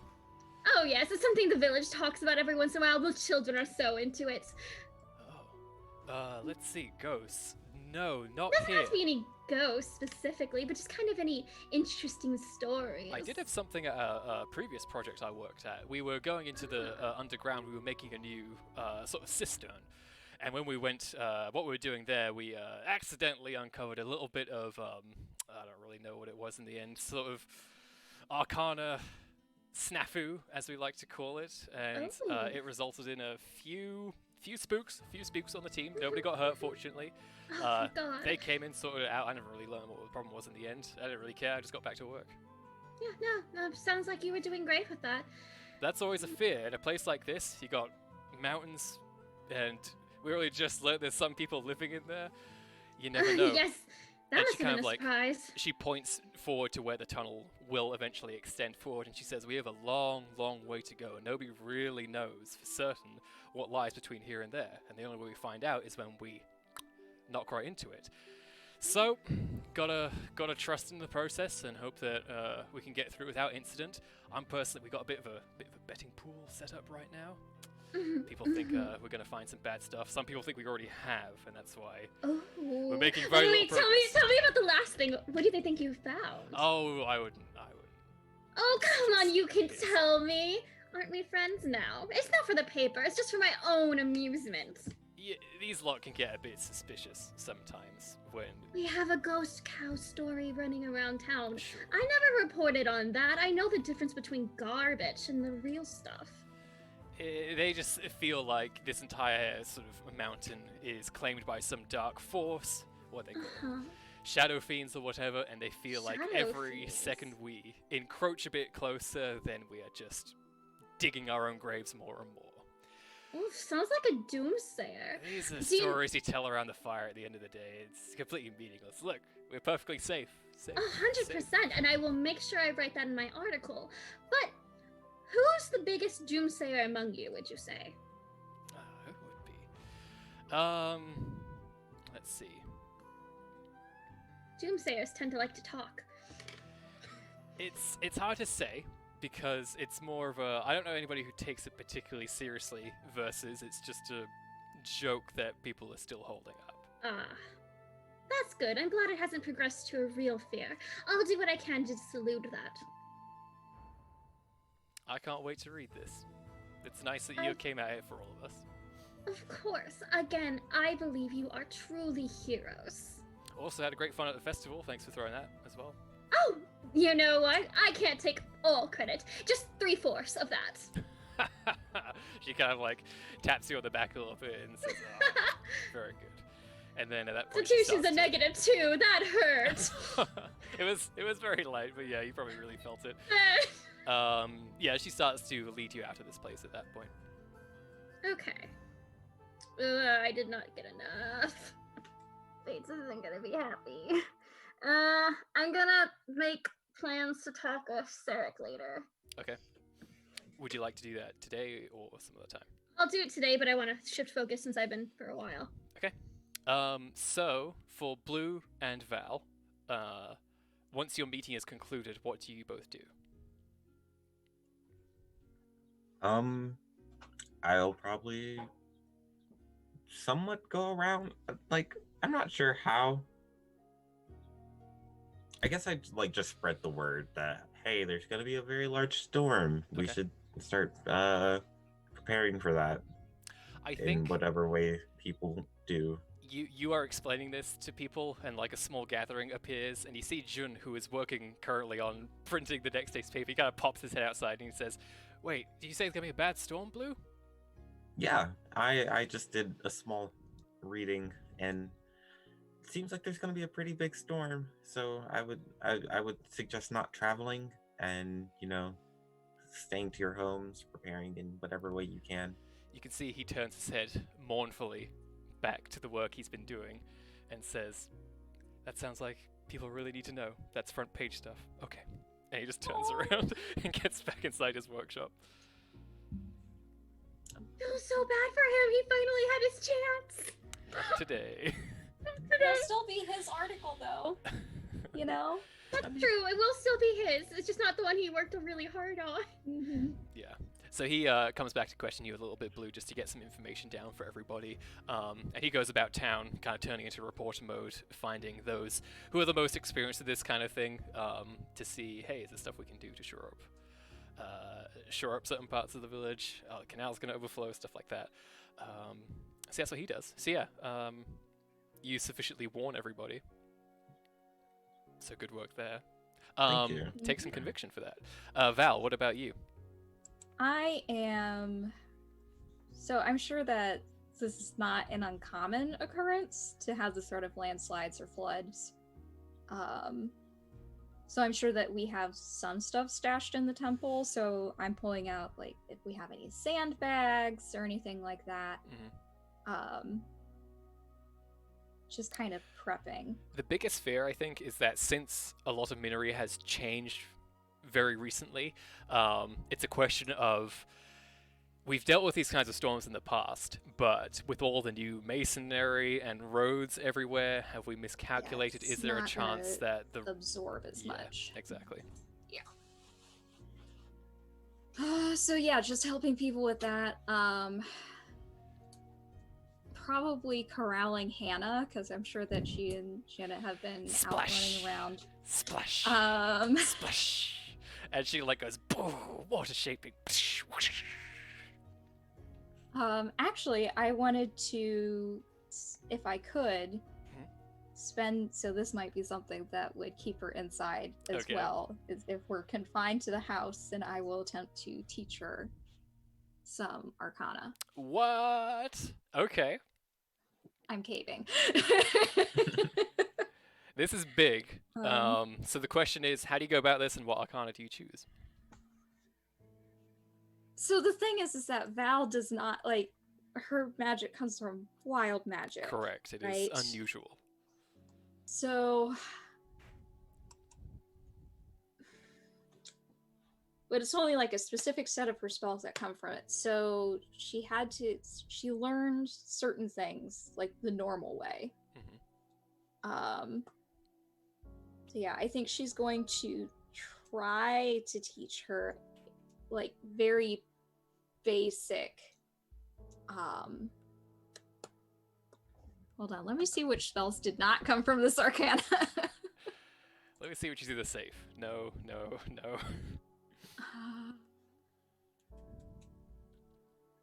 We'll do some light shaping. We'll try some light shaping. Love it.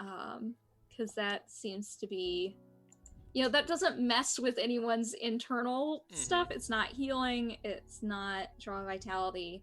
There's not a whole lot that can go wrong. Yeah, other than, you might blind yourself for like a minute. But other than that, there's no risk of real damage. So, yeah. So what does Val teaching Hannah light shaping look like? How do you even learn Arcane? Is this something where like you sit down? Is this like wizardry type stuff, or is this? I guess it's very unclear in the system, like how people learn this. So the way it goes is that it is utterly random. It has nothing to do with genetics or anything like that. Some people simply discover at some point in their lives that they can manipulate the arcane, and it's a little bit different for everybody, I think. But there is a sort of established set of rules that people try to steer others down to sort of really foster an understanding and know how to use things ethically and such, how to protect themselves. But you find people like Micah who have been part of completely different societies where it's like, oh, you learned this very differently by doing a bunch of rolling rocks back and forth for 5 hours or whatever it was. So it's kind of different from person to person, but there are some overtures that apply to most people. And if Hannah has yet to show any kind of arcana abilities yet, then it might not manifest. Or it might be the thing where it's like, there it is. Yeah, I will try to make sure that she knows that going in. Like, your mom might be a mage, however. She utters it's not fair a few times at that. Yeah, so we're gonna try to do this very methodically. So, like, pulling down some books, looking at different methods and like testing them out, and like I'll try to walk her through a few things. And you see that some of the books you bring down and kind of like start to go through, you can see they're a bit dog-eared and a bit worn, as though somebody has been poking through here and hasn't exactly treated it very well. So yeah, I will just, I guess, is there a way that I could suss out if she has this potential?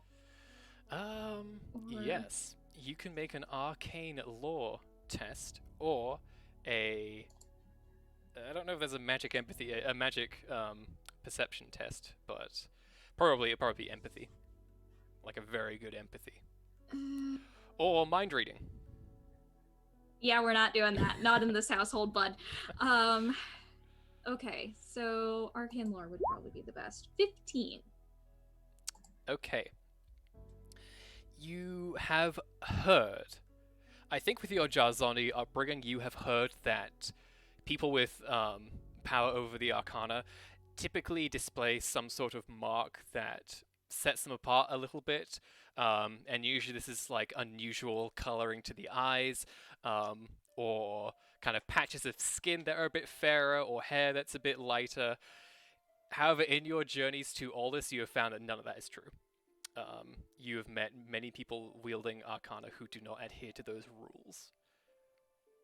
And you're unsure if that's just Jarzoni propaganda or if that's something else. So kind of like the idea of the witch mark or whatever. A little bit, yeah. You worry that it might have been used to justify some people getting purified, and justify some people couldn't possibly be apostates. How could they even do magic? Just look at them. So that's a horrible, that's a horrible thing that occurs to you as you try to teach this to your daughter. Yeah.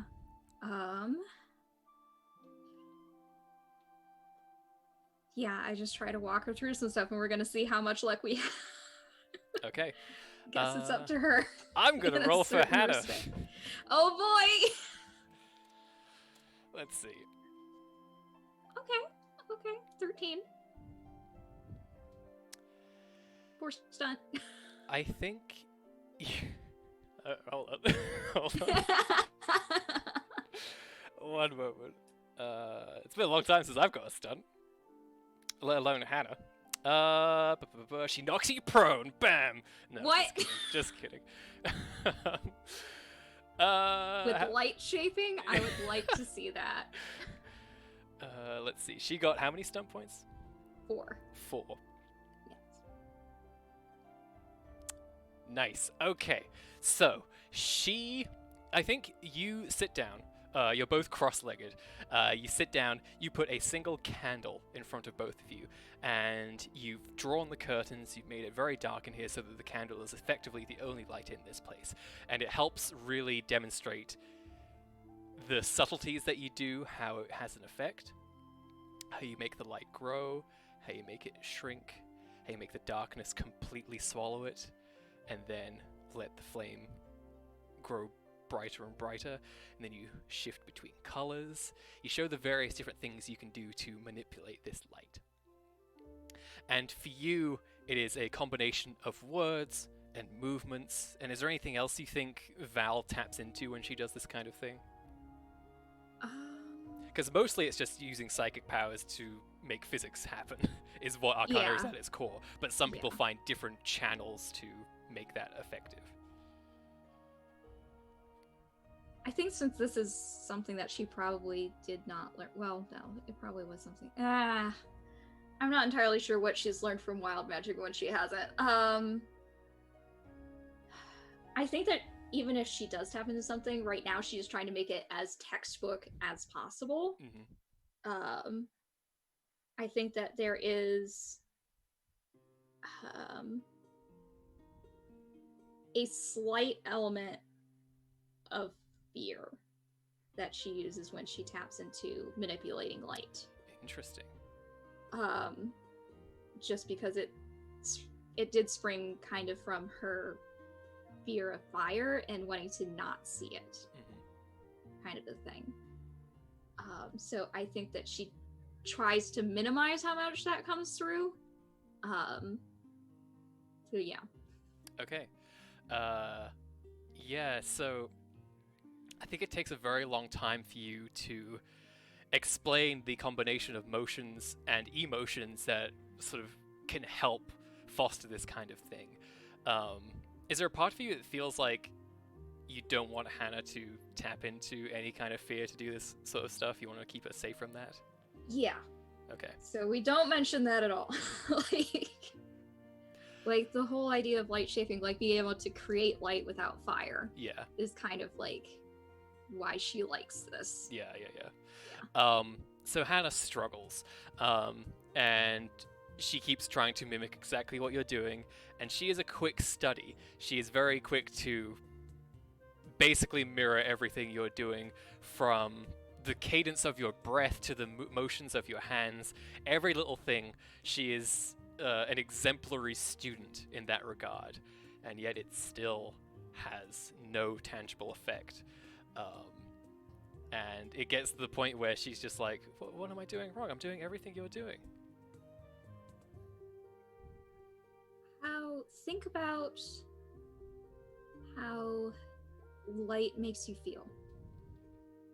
How does seeing the candle make you feel? I don't. It's hot. It's bright. I don't like it very much right now. Why don't you like it very much right now? Bad listener. I just want to do something. And you do it so easily. Maybe focus in on the determination to make something happen. I am. That's what I'm doing. I'm trying.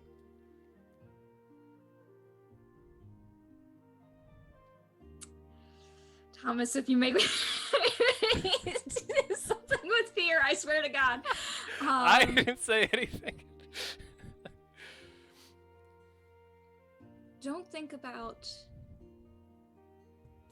the candle as a flame. Think about it solely as the light. Okay. Light isn't limited to the flame or the wick. You can make light anywhere around you. She, again, turns around to focus at the candle, and she sort of like lightly repeats your words, tries to do the motions, tries to do everything, and again, nothing happens. And she kind of like stomps up a little bit in frustration and says, why is it not working? I bet Ricard could teach me how to do it.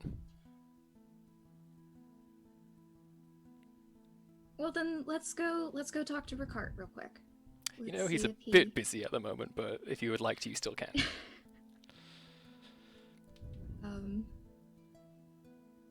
Also, it's raining buckets outside.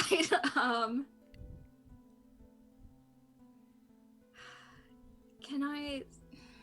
I'm at a loss here because I do not want to tell her to focus on your, frustration or your anger. Then don't. Let's try... Like, what have we been focusing on? Is it just, like, trying to get it to be brighter or darker? Just manipulate it in some way. You've shown her how to Okay. change its colors, how to make it bright, to make it dark. Maybe this arcana doesn't speak to you. She seems heartbroken when you say that. You can just see the look on her face as she slowly turns to it.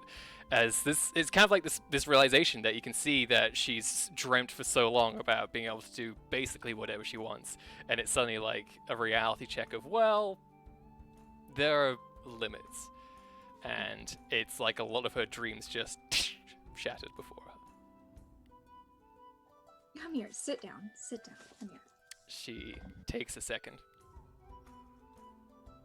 stares really intensely at the candle, then stands up and slumps down next to you. I take her hands. Everyone has different arcana.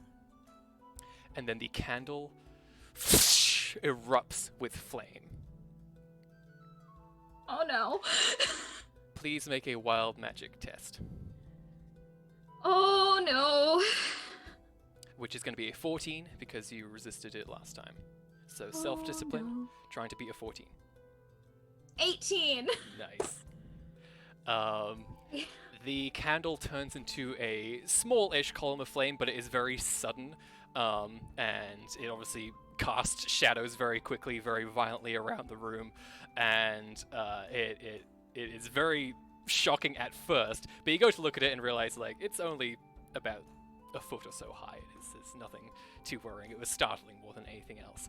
And then Hannah's eyes are wide, staring at this flame.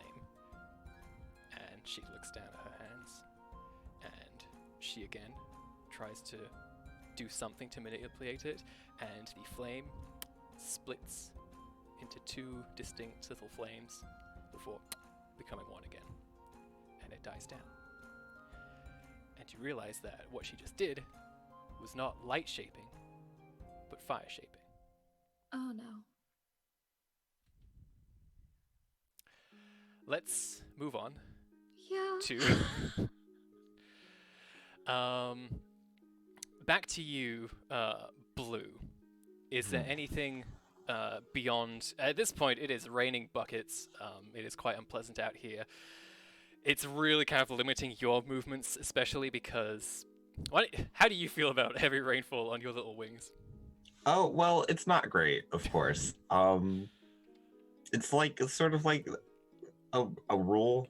You don't fly in heavy rain because it's dangerous and like heavy winds will blow you around. So I try my best to get up to my nest and I kind of like cozy in. It's mercifully warm and cozy. Yes, lovely nest. I'm probably gonna like try and call to Tessic and make sure he's Tessic okay. is already there. He is Awesome. He is actually in your treasure trove, the sort of hollowed out hole in this tree. He is firmly in there, his back against the wall. And you kind of like pop your head in to see, and he says to you, "I really hate this weather. Do you know when it's gonna stop, boss? Tell me not soon. any. Tell me soon. Well, Please tell me soon. no. How soon, Blue?" Not. I can't see it stopping within the next He 2 just days. At least. howls with it, just not with his psychically, but just a cat howl. No, it'll be fine. You Don't worry. know how sweet. much I hate my fur getting wet. It'll be fine. You've Easy dealt for you with to some say. rain The water before. bounces off you. Well, grow some feathers then. I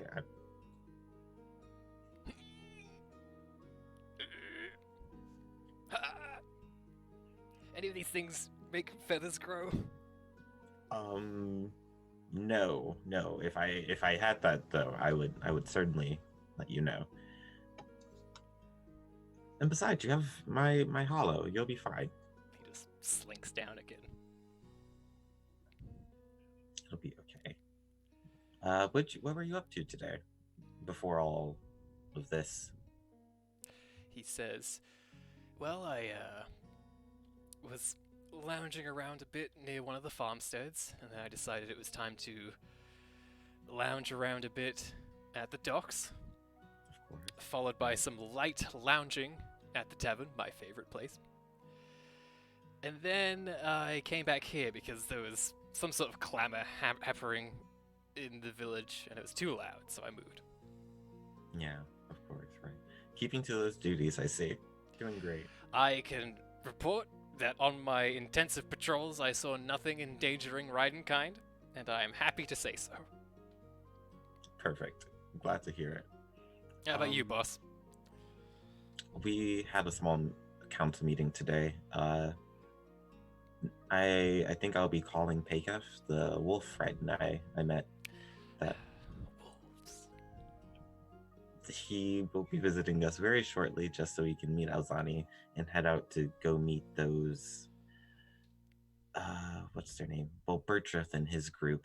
To see what we can do about the man we currently are holding. Oh. Do I have to do anything? No. I'll keep patrolling. Sounds like a good idea. Let me know if you see anything, of course. Every time. Besides that, I think I would like to contact Bethra and see how she's doing. I'm not sure if I could tell like how far the storm was going out. Did it look like it was like several miles wide? Because we are like a sea, we're near the sea, so I was thinking Yeah. like, is this hurricane level or? It is hard to say. Okay, cool. But you can contact her if you want. Yeah, just make sure. So start the link. Yep, you start up the psychic contact. It is quickly answered. You see the sort of shadows coalesce to form a ghostly image of her as she kind of like looks up towards you, and she says, "Hello, Blue. Hello, Bethra. Long time no see." It's been a bit, I suppose. It's been not even a day. Not even a day. Like that was but you know, You checking in on me? I am. How are you doing? It seems there's a storm, a pretty big one coming, and I just want to make sure you're all right? Thank you. Thank you for checking in. I'll be fine. It's not my first storm. I'm a big course. cat. Right. But that was really all. Have you found a place to settle in? No. I'm still contemplating a lot of things that you said to me, and a lot of my own feelings on the matter. I don't know where to go from here, but I'm hoping the answer will come to me soon. Also, my face is starting to hurt a bit. I think rage is a very good painkiller, but when it goes away, And I recall she got the scar from the hunter, right? correct. I wouldn't think that's like coated in poison or anything. Could have been. Have you made any effort to like get that checked out? Is everything all right there? She says, This is a mark, nothing more. It's fine. You can make an empathy test if you would like. I would love to.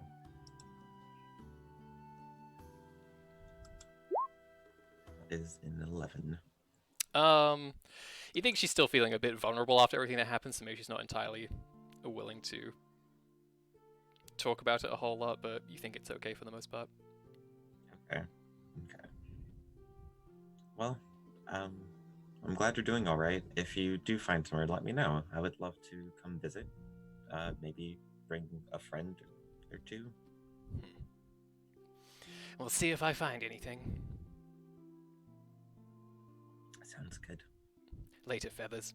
And Oh, wow, I have a nickname now. Blue.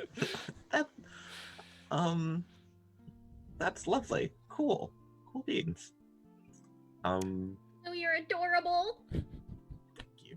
And I think that's all Blue would do. He Great. just goes into his nest. there's a couple of a bit of thunder every now and then that tests it kind of. You just hear him go, but otherwise everything else is fine. And with that, why don't we go to a break, and we can come back very soon. Hopefully, I can figure out how to stop the things from hearing us. So thanks for joining us, everybody. We will be back very soon. Boom, boom, boom. Are we?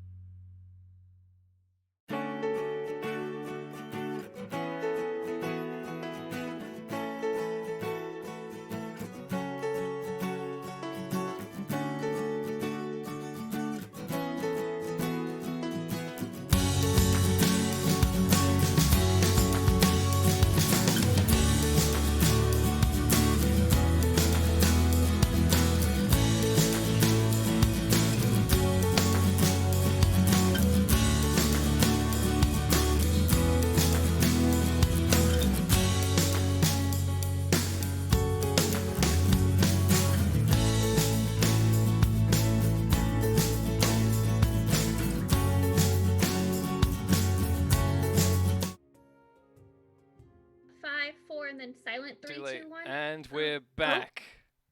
Welcome back, All everybody. right. Do let us know if you can hear us, because I'm not sure. I think we're good.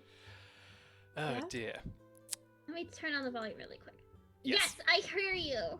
Excellent. Woo. Okay, here we are. Welcome back, everybody. Where we last left off, it was a bit of a storm, and everybody's kind of like taking the moment to have some downtime.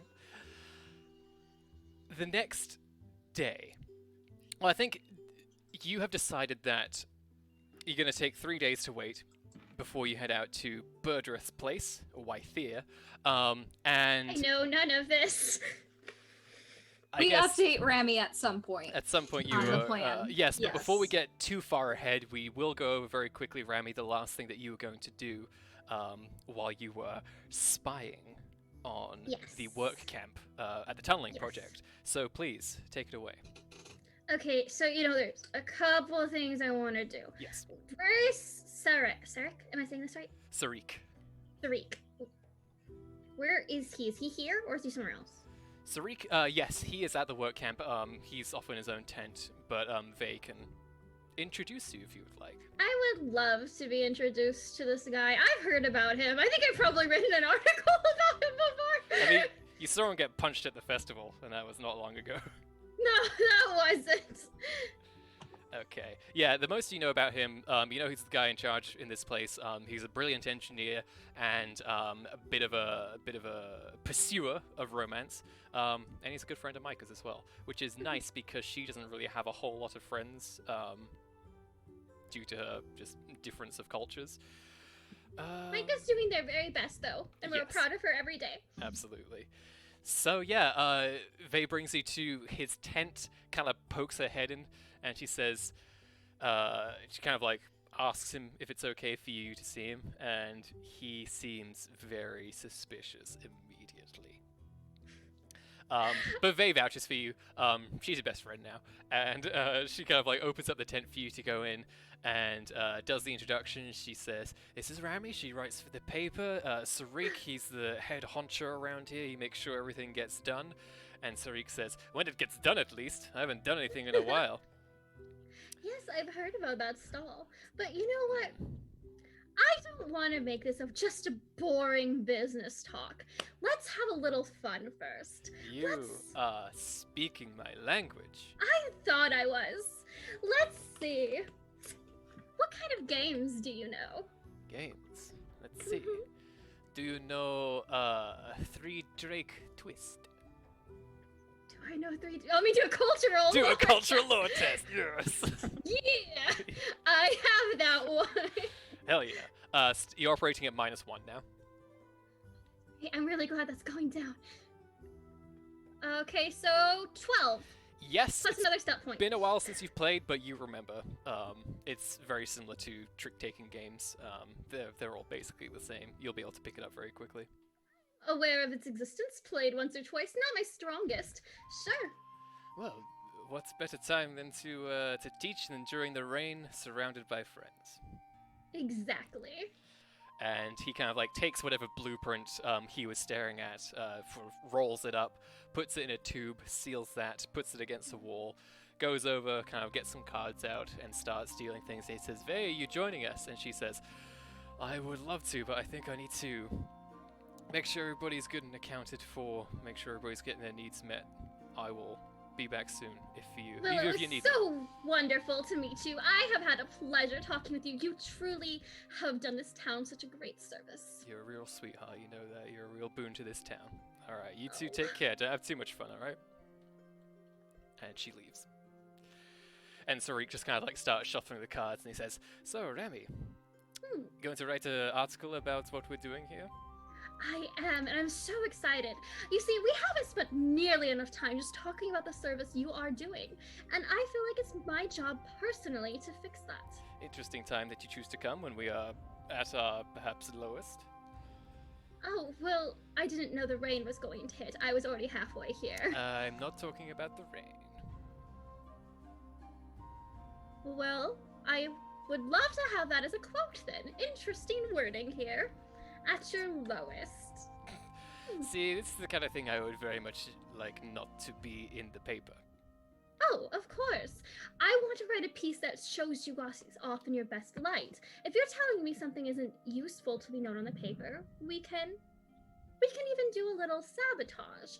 Talk away from the point. It's easier for me to know what I can and can't say if you tell me what's exactly going on, but I can do my best to write it in a way that makes you satisfied and makes sure everyone else is satisfied of what they need to know.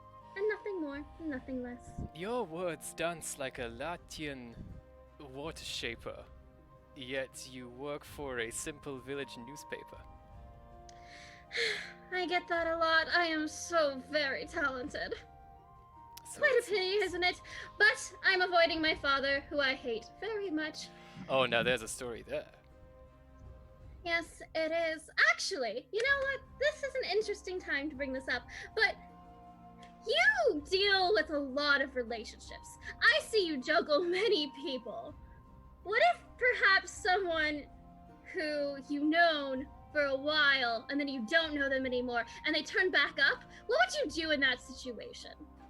It depends. Do they love me or hate me? I'm not sure. Ooh, tricky one. It could go either or. Well, I think it's similar to an ex, if we're going to just put a term to it. do you love them or hate them? Indifferent?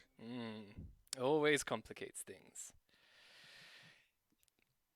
In my experience, I do not find indifference sexy. And I think that goes for a lot of people. I Well, think yes. a very quick way to resolve this is to show, if they are truly pining after you, is to show utter disinterest. Isn't that mean, though? Well, it's hard to spare the feelings of people who have attached themselves to you so much. But sometimes you have to use a bit of force to get a fish hook out. Do you ever feel bad for letting them attach themselves that much? This got heavy quick. Yes, it's often a thing out of our control. We can try and sway people's hearts, but we can never truly keep them from doing what they want to do, what they yearn after. This is boring. I don't like talking about me. Tell me about something about you. Now hold on, you performed a truly masterful misdirect from talking about your father, was it? Oh, yes, he owns a I library. am sensing a lot of tension. Why not get rid of some of that? Tell me what's going on. Oh, you know what? This is actually great for me to talk about what we need to talk about here. Well, how about we play a game? You ask me a question, I ask you a question. We both have to answer. We This- take turns. Is a strange currency, but okay. Okay. Usually there's more drink involved when I do something like this. Well, unfortunately, I get drunk really fast, so that doesn't work well for me. Okay. So, you go first. Do you want to know about my father? What exactly? Anything you like. It's fine. Why are you trying to get as far away from him as possible? He wants me to run his stupid little library, and I don't like books. Make a deception check with a +2, but you're -1, so a +1 bonus. I have been Because- setting this lie up for a while. Yeah, I'm gonna say this is just automatic for you. Oh, that's great. What'd I'll you take get? that. What'd you get? I think I got a 20 plus 6 stunt points, but a 6-1-6. I don't know if that counts for stunts. I forgot how we're doing stunts. Yeah, 6 stunts. 6 stunts. Yes, that's great. 6 stunt. So in other words, this is the most flawless deception you have done perhaps your entire time in Miniry. Such is your perfect recitation of this very practiced lie of yours. Wonderful.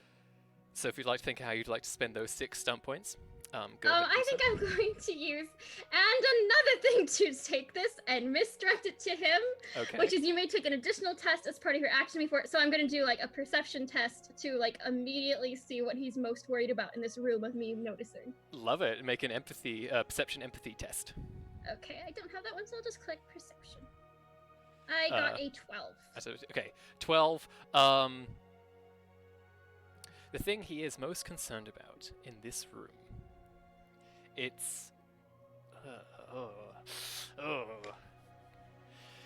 You noticed that when you first came in, there was a very quick darting of his eyes. not really intentionally, very sort of unconsciously.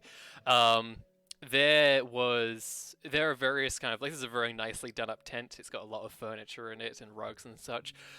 You can see that there is a very somewhat plain looking, what do you call it, cupboard, I guess, long and low to the ground. And he looked very intensely at one of the doors when you first came in. And there have been a couple of times you've noticed he's just cast an eye that way. Not necessarily because he's worried about you doing anything, but simply because it has become a thing has become automatic. And it's curious that something so mundane looking he's so concerned about it, as far as you can tell at least. I think for my question then, do you keep your drinking cups in that cupboard? He looks at the cupboard you're pointing at, and he says, no, that's filled with very boring documents. Do not work very well with drink. If drink is what you're after, now. And he kind of leans down and boop, 1, 2, 3 different bottles, and then a bunch of different glasses. He says, how about we make this game more interesting? Crap! I just told you I can't handle my liquor very well, and you pull out like 20. Oh, see, that makes the games more fun. Consider it. I think it's your turn with the questions. Let's see.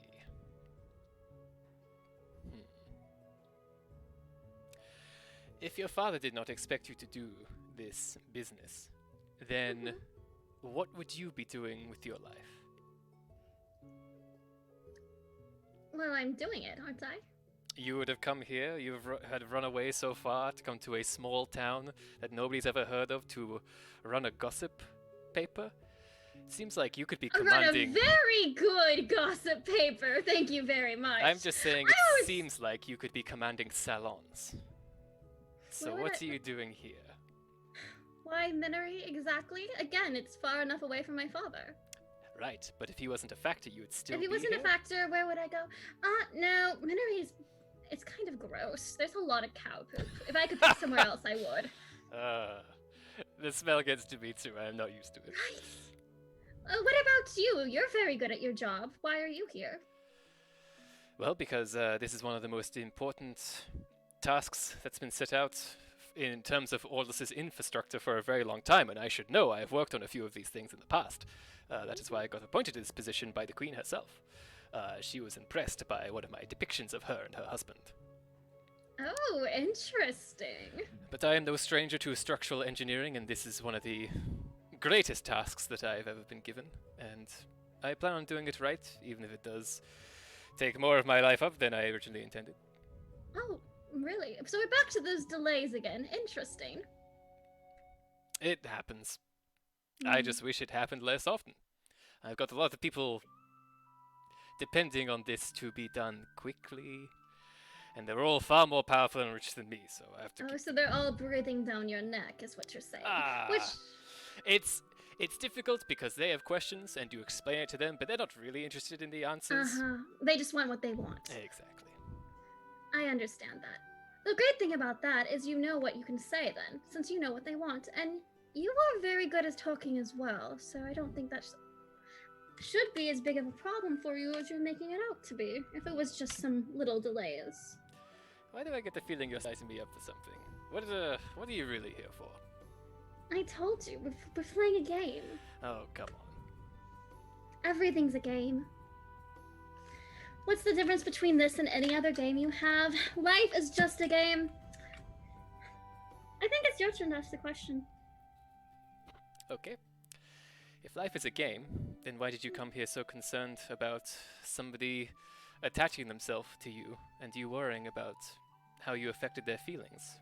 You're good. Is that the game? It is, but sometimes I don't like playing it. So how are we evolving the drink in this game? He kind of looks at his glasses and he says, if you really don't handle it very well, we can start very, very easy. Very easy? Yes. Is it one of those things where you can drink if you don't want to answer? Is that how we're doing it? No. No? I Okay. think we've chatted enough. Let's get down to the actual playing here. Come on.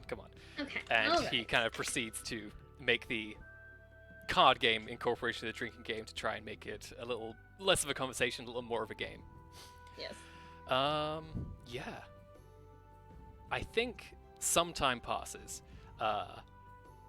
Maybe Vey comes to check on you. Maybe she's, put in for one of the deals. I think Sarik has probably had a drink at this point. Do you think you've had one as well? I've taken a sip from one. I have had one, and I do the thing where you're mostly holding it, but it looks like you're drinking, but you're not really drinking much of anything. Right. And then, but I encourage him to drink as much as he wants. You do notice that he doesn't seem particularly bothered that you're not drinking much. He's just like, oh, for me. It isn't long before he is, tipsy, and I think at this point you two have talked enough that he feels like he has to lie down for a little bit, and he informs you that the work camp is closed for the day, and he says that everybody should run back to the tavern and get some good food and drink in them. So as they all leave, the question is, do you leave or do you stick around? Not now. I think I pull someone aside, and I'm going to try to discreetly get his schedule, Sarik, so when he's not near the tent, I want to find a time when it would be best to come back. Okay. You learn that he is in this tent a lot. It's kind of his headquarters, his office, if you will. It's where he receives a lot of his communiques. The times when he's not around is when he's down at the tavern, when he is staying the night with somebody, and when he is overseeing all the work that is being done, which at the moment there's none of that happening, so it'll be a while. Okay. Yeah, no, alright.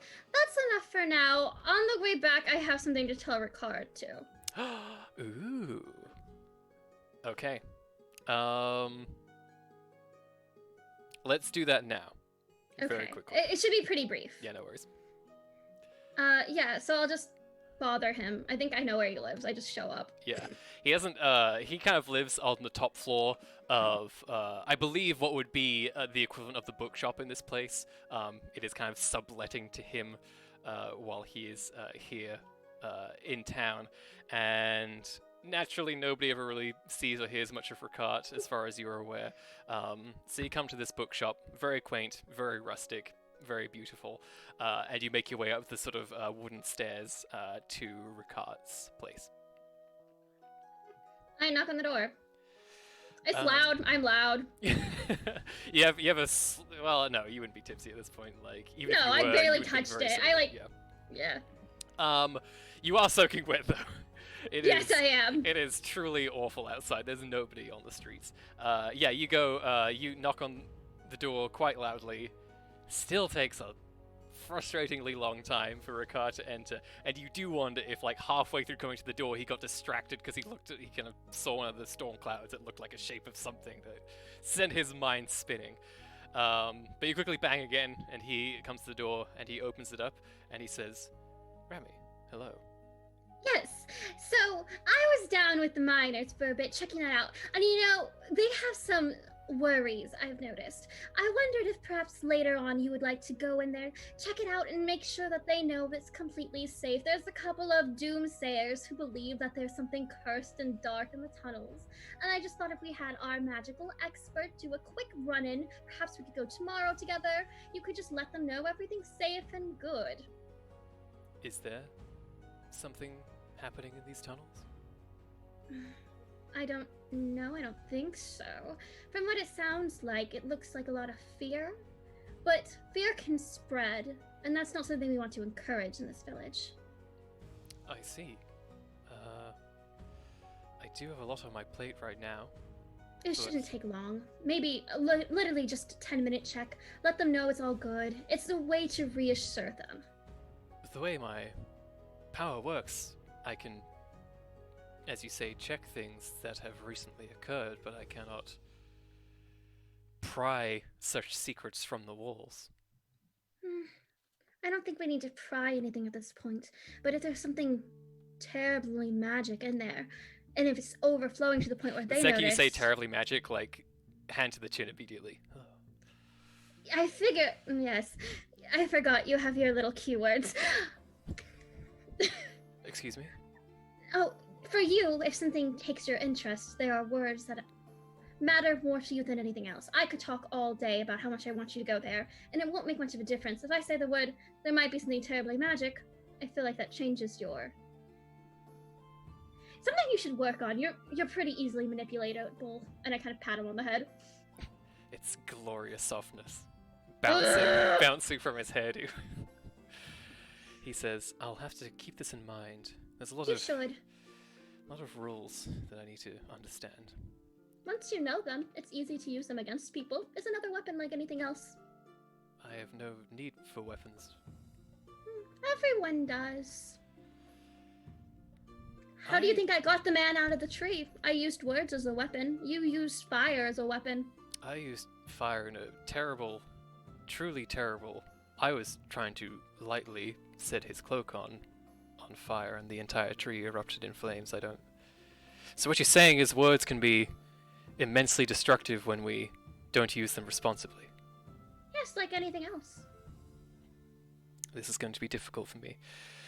Sorry, I'm lost. Where are we? Where have you gone? I just wanted you to go check out. If it's overflowing with magical energy to the point where it's either ghost story or there's something real. If you just poke around and you don't sense anything, then that's fine. We can put it out of our minds. The village is safe. If there's something really wrong there, and if it's something they're covering up, don't you think we should know? He says... Isn't it our responsibility? I can add it to the list of things I need to do. Wonderful. How about tomorrow?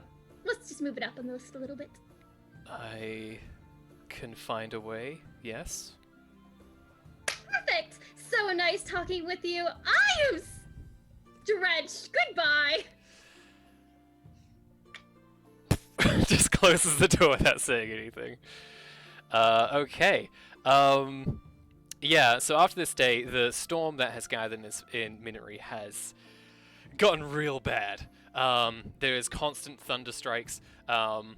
You kind of have to, out of necessity, get out to help people the next day because Rami, Yuri's roof starts leaking in 5 different places. How much do you know about fixing roofs? 0.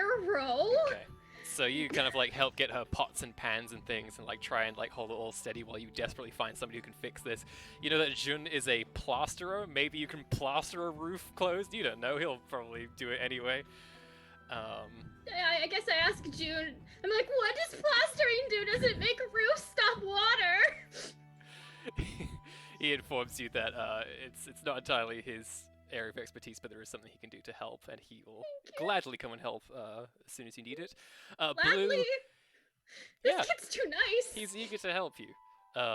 And he informs you about the story that he ended up printing and made sure that your library tirade also got, pressed in there as well. Thank you. Blue, your tree is getting horribly shook by the winds and pelted by the rains. It is becoming quite insufferable. Your nest is starting to get wet. Some twigs are kind of blowing out of it as well. Tessic is just shoved up in your sort of treasure hoard. But things aren't great. I wonder, with my plant shaping, if in another circumstance that matches, like, big storm, in the same way that, like, a human would fortify their home, like, board it up, or, like, any of those, could I fortify the tree in a way? Just, like, strengthen the roots, add more leaves for, like, not drainage, but, like, runoff? Yeah. I'll say this. It depends how you roll. Exactly. So, if you would like to attempt that, please feel free to roll your plant shaping. And if you don't plan on doing much Arcana today, you could probably stand to do it a few times. I mean, yeah, I'm not going anywhere as far as I know at the moment. I think Tessic is complaining loudly. He's like, make it stop! Make it stop! Why is Celine letting this happen? Make it stop! Does he? No, he's not too, like, magically gifted, is he? No, he isn't. Yeah. Here we go. Let's try and enrich the plants. Plant shaping. 18, 6 stunt points. Hot diggity. Okay. So I'm gonna add 4 to it, so it's 22. Here we go. So this tree, do you think you've had some sort of impact on this tree before, or do you think you've mostly left it alone? And it's very uncommon, unless there's like some occurrence, like when the tree was burnt, or if something like this, where like it's just better to help the tree. Yeah. Other than that, he'd probably just lets it lie, let nature lie, let it do what it do. So in these moments, you are very much kind of trying to get in tune with nature to make this tree a idealized, version of itself without trying to necessarily alter the course of anything. You grow out roots and let buds bloom and let leaves start to form shields around, and with an 18, you effectively turn this into Blue's little hideout / fortress, and it can have 22. It can have any features you like. This tree can grow, 10 times taller if you wanted to. Oh dear. I probably wouldn't make it grow too much. Just like I said, spread out the roots and give Tessic. Maybe give the hollow a bit more cushioning for Tessic. Yeah. Add some moss to it, maybe. Ooh. Run and strengthen the leaves. Grow out the branches a bit so that it's more of a runoff, giving us a bit of room to be dry in the tree, and though it creates a bit of a waterfall around it. So walking near it, probably you're gonna get drenched. Well, yeah. You create a thing of true beauty, much like with many of the things you touch.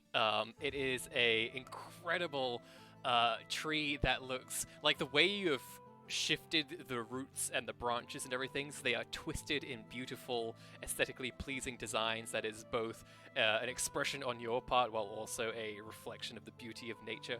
And yeah, it's amazing, and you have now an extremely cozy home. It was cozy before, now it is cozy against even the worst of the elements. Lovely. And Tessa kind of starts looking around and he goes, "Nice work, boss. You're getting good at this." Thank you. I'm certainly trying to. He puts a paw on you. Thank you. And he's just looking at you right now. Tessic, is everything all right? I'm just remembering not the last time. The first time you ever did any of this plant moving stuff, and you tried to make a twig turn into a bigger twig. And it didn't work. It did not. No, it did not. And then that spider bit you. Again with the spider. I was laughing for days. It was the greatest thing. No, your pain. He was the under the comedy. twig. Yes, of course. Thanks. Yes. The one twig you picked up. It's just the funniest thing. Another large spider too. You'd think I would have saw it. It was a big one. Yeah. Very tasty as well. Well, if you say so. How many spiders do you think are around us right now? I don't know. How many other creatures live in this tree? I would have tried not to disturb. Yeah, I would try not to disturb them too much. It's popular with squirrels. Make it better for everyone, hopefully. Add some acorns to it if there's.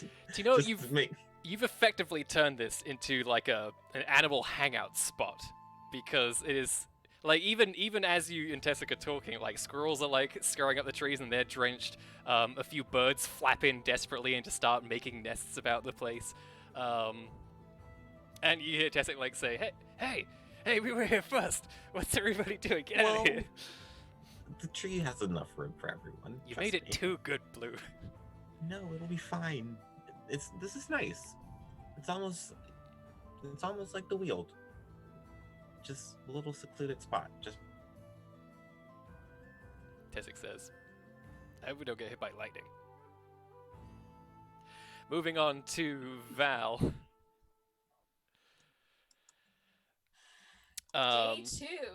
Yeah, so you've in the sort of aftermath of Hannah's abilities manifesting themselves, what was kind of your immediate action? After the initial surprise, just trying to act as normal as possible.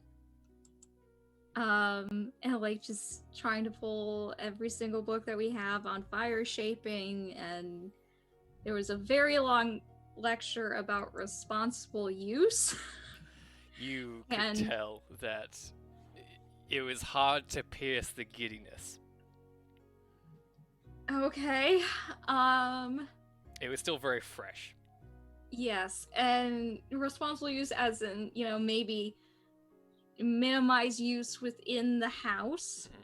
This very flammable house. So just kind of like some ground rules for something that we didn't know was gonna happen. Yeah. And I think like once she gets to a point where like she is calmed down a bit and everything like that, maybe the morning of the second day, Val kind of just excuses herself from the house under the pretense of going to go check on the temple. Sure. And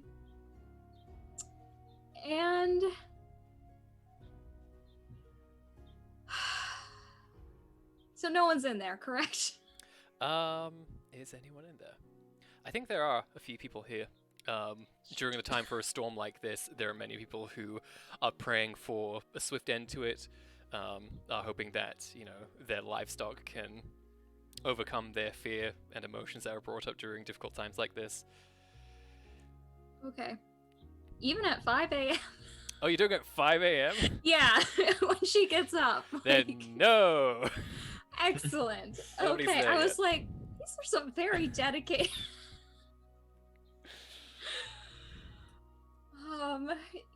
So just gonna go in there, gonna shut the doors, and I assume that like it's still pouring buckets, still thunder and lightning, so it's very loud outside.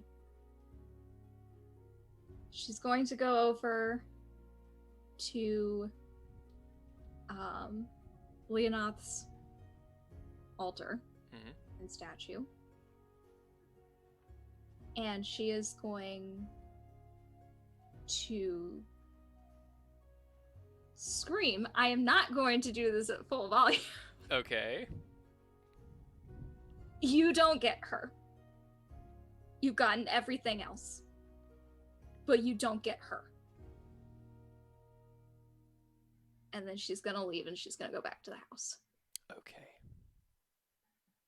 Take a point of conviction. Whew. Alright. So during the day, there's a bit of sort of community solidarity that emerges because there's a few sort of holes that get revealed, both metaphorical and real, with a storm like this. So a lot of the people in the town trying to band together to make sure everybody is safe, make sure that things don't get too out of hand with this storm. A lot of people desperately trying to plug leaks, trying to shore up levees to prevent too much flooding from the local canals. And I think the rest of you are kind of roped into this. And eventually, after a long day of more manual labor in the rain than you were expecting, I think everybody goes inside the tavern to gather around the very big fire and not be so soaked through. And the place is bustling, because most of the village is in here without much else to do aside from beyond their regular professions. So it's a busy time, very chattering. A lot of people flagging you down, Rami, just like talking about, oh, your article was so good. So a couple of them coming up to debate, like, you don't like libraries? And schools, they're monsters! But conversation is kept very much in the light of speaking high of your accomplishments in previous articles and such. That's nice. Many people asking for secret details, many asking for hot goss. Some people trying to get a sneak preview of what the next article is going to be because they're eagerly awaiting, even though they just got theirs. That's the nice thing about having control gossip, is I can make sure it doesn't hit one person too bad. I think that's one of the reasons the town council lets Rami do it, is because she makes sure it never gets to, like, small towns are vicious. And, like, Rami specifically tries to counter that by spreading out the bullying to everyone, rather than letting it hit on one person. If it's one person every week, that's boring. You got to get something fresh every time. Exactly. So it never becomes, and like if someone's having a really hard time and people are being mean to them, then she'll write a positive article about them. So she counteracts bullying while also gossips about everyone. Excellent. And I think that's why the council puts up with her. Yeah. Blue, you and Tessica are up in the rafters at his favorite spot, where it is a lovely time to absorb the smells and the heat and generally just be very calm. Val, do you drink much? Nope. At all? Probably not, no. Okay. I'm just curious if this is a moment where she's like, give me a shot of the good stuff. Put it that way. Yeah. Possibly. I don't think she drinks heavily. Sure. I think it's only on very rare occasions. It's just like a thing you need to just make your nerves die down a tiny bit. Yeah, it's during this time when you're all kind of gathered in the tavern trying to warm up that the doors fly open. Every time this happens, people get a bit annoyed because a lot of water and wind gets blown in. Somebody's like, quick, get them in. And and even closing the door, you have to just push right against it and make sure the latch is properly in place. You see 3 people walk in. Drenched utterly and completely, but they are strangers to this town. You've never seen them before. What you see is a pair of men human men, who look like they are fairly well about. One of them has very nice silk robes that he's wearing. He's got these small glasses as well that have just been completely decimated by the rains. You can see he's quickly just like getting out, trying to wipe them, and they're still just dripping and dripping. One of the other men has a very notable feature. He's got this scar on the side of his face that's kind of slightly lightning striky, and it's green. And not like a gangrenous green, but like there is a slight tinge of some sort of foul magic there. And you can see that it is actually moved to his eye as well, where his eyes are usually dark brown. The one nearest to the scar has this slight green glow to it, as though it has been slightly corrupted. Ugh, that's scary. And the third figure that you see is a woman with the face of Adonis and the body of Hercules, standing a good 2 heads above these other guys, who, while completely drenched, is just rippling with very intimidating muscles, even more than Micah. And these 3 people arrive, and one of the men steps forward, the guy who's sort of wearing the robes, and he says, "Well, that was incredibly unpleasant. Please, somebody get me something, anything to make the mood better, because I am very miserable right now." I look at Rami like, this is your area. When did I become designated talk to strange? Well, fine. When they made you community organizer. I don't actually remember signing up for that. I just remember coming to complain to a bunch of meetings, and then I skipped a week and someone said, "Rami, where are you? You're the community organizer." And I was like, what? Ugh. I head over. Hello! Wonderful to meet you. My name is Rami Lafred. What's yours? And that kind of like looks up and squints at you a little bit, and he says, "Oh, hello. Nice to meet you. Hello. Lovely town you have here. Shame it's in a cloud right now." I know, the weather's just dreadful. He says, "My name is Latsi. Latsi, nice, wonderful to meet you. This is my Cariad Akamu." And the man with the scar kind of like bows politely at you. You can see that like the sort of cottons and linens he's wearing are just stuck to him completely. He's trying to maintain composure even though he is just utterly drenched. Latzi turns to the very large woman and says, "And this is our traveling companion, Des. Say hello, Des." And she says, "G'day." Wonderful to meet you all. Welcome to Miniry. She goes to shake your hand, and it's just boom, ka-chow, and it sends just a reverberation through you. Oh, you're so strong. She kind of like looks at her hands and goes, "Yeah." Well, what brings you to our little town? Latzi kind of like goes over to like get his companions some food and some drink while they stand close to the fire, and he says, "Oh, well, my husband and I were a bit of a traveling pair of. How do we define ourselves?" And he yells over at the scarred man, Akamu, and he says, magic problem solvers? Does that sound good? Magic problem solvers. Yes, we're still working on the name. Yes, no, that's a terrible name. No, yes, we definitely need to find You something should that definitely rolls off the tongue workshop that better. for quite a bit while But- longer. The point is, we have decided to use our skills with the arcane to Uh-huh. assist people on our travels, and hopefully, as we Hmm. do so, we can uncover bits of lore. Of course. Always. a bit What's the most exciting. exciting thing that you've ever found out? What's the biggest problem you ever solved, you magic problem solver, you? Akamu speaks up and he says, "Well, I destroyed a shadow gate once. Ooh, really? Tell me about that. Was a problem." That was a he- problem. Kind of winces a little bit when you ask, and he says, "I shouldn't have brought it up. It's a bit of a tender story for me, I'm afraid." Oh, I'm so sorry. I didn't mean to overstep.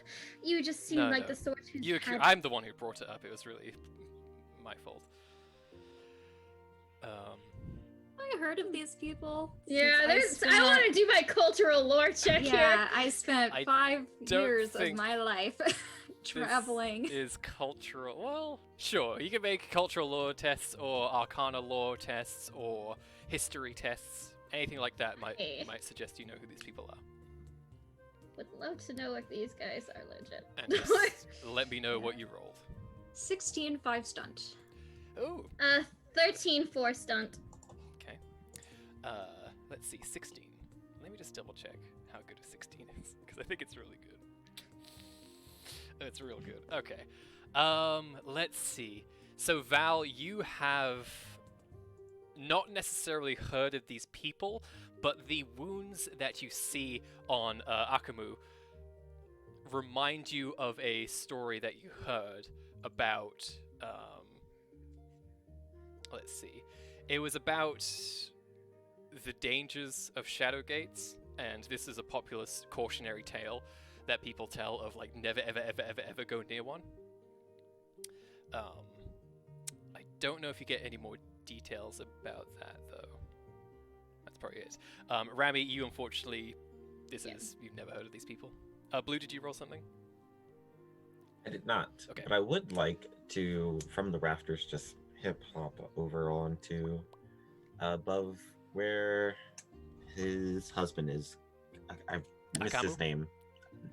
Akamu's husband, the man with the scar. Oh, no, Akamu has the scar. Latzi is Oh. the other one. Okay, then yes, I'm going over Akamu. Okay. Okay, mixed up their names. Okay, and that green scar. Is there a thing coming off of it? Is there anything? I don't think I'd actually You try could and use your sense- second sight if you would like to try and any of you could. I believe you all have second sight. Oh, yeah, Mm-hmm. we do. There's also a thing where it's only if you have the visionary focus can you actually actively use it, I think. I'm quite the visionary. But Blue, that definitely applies to you, so you at least can do a second sight test. Yes. Okay. Here we go. Okay.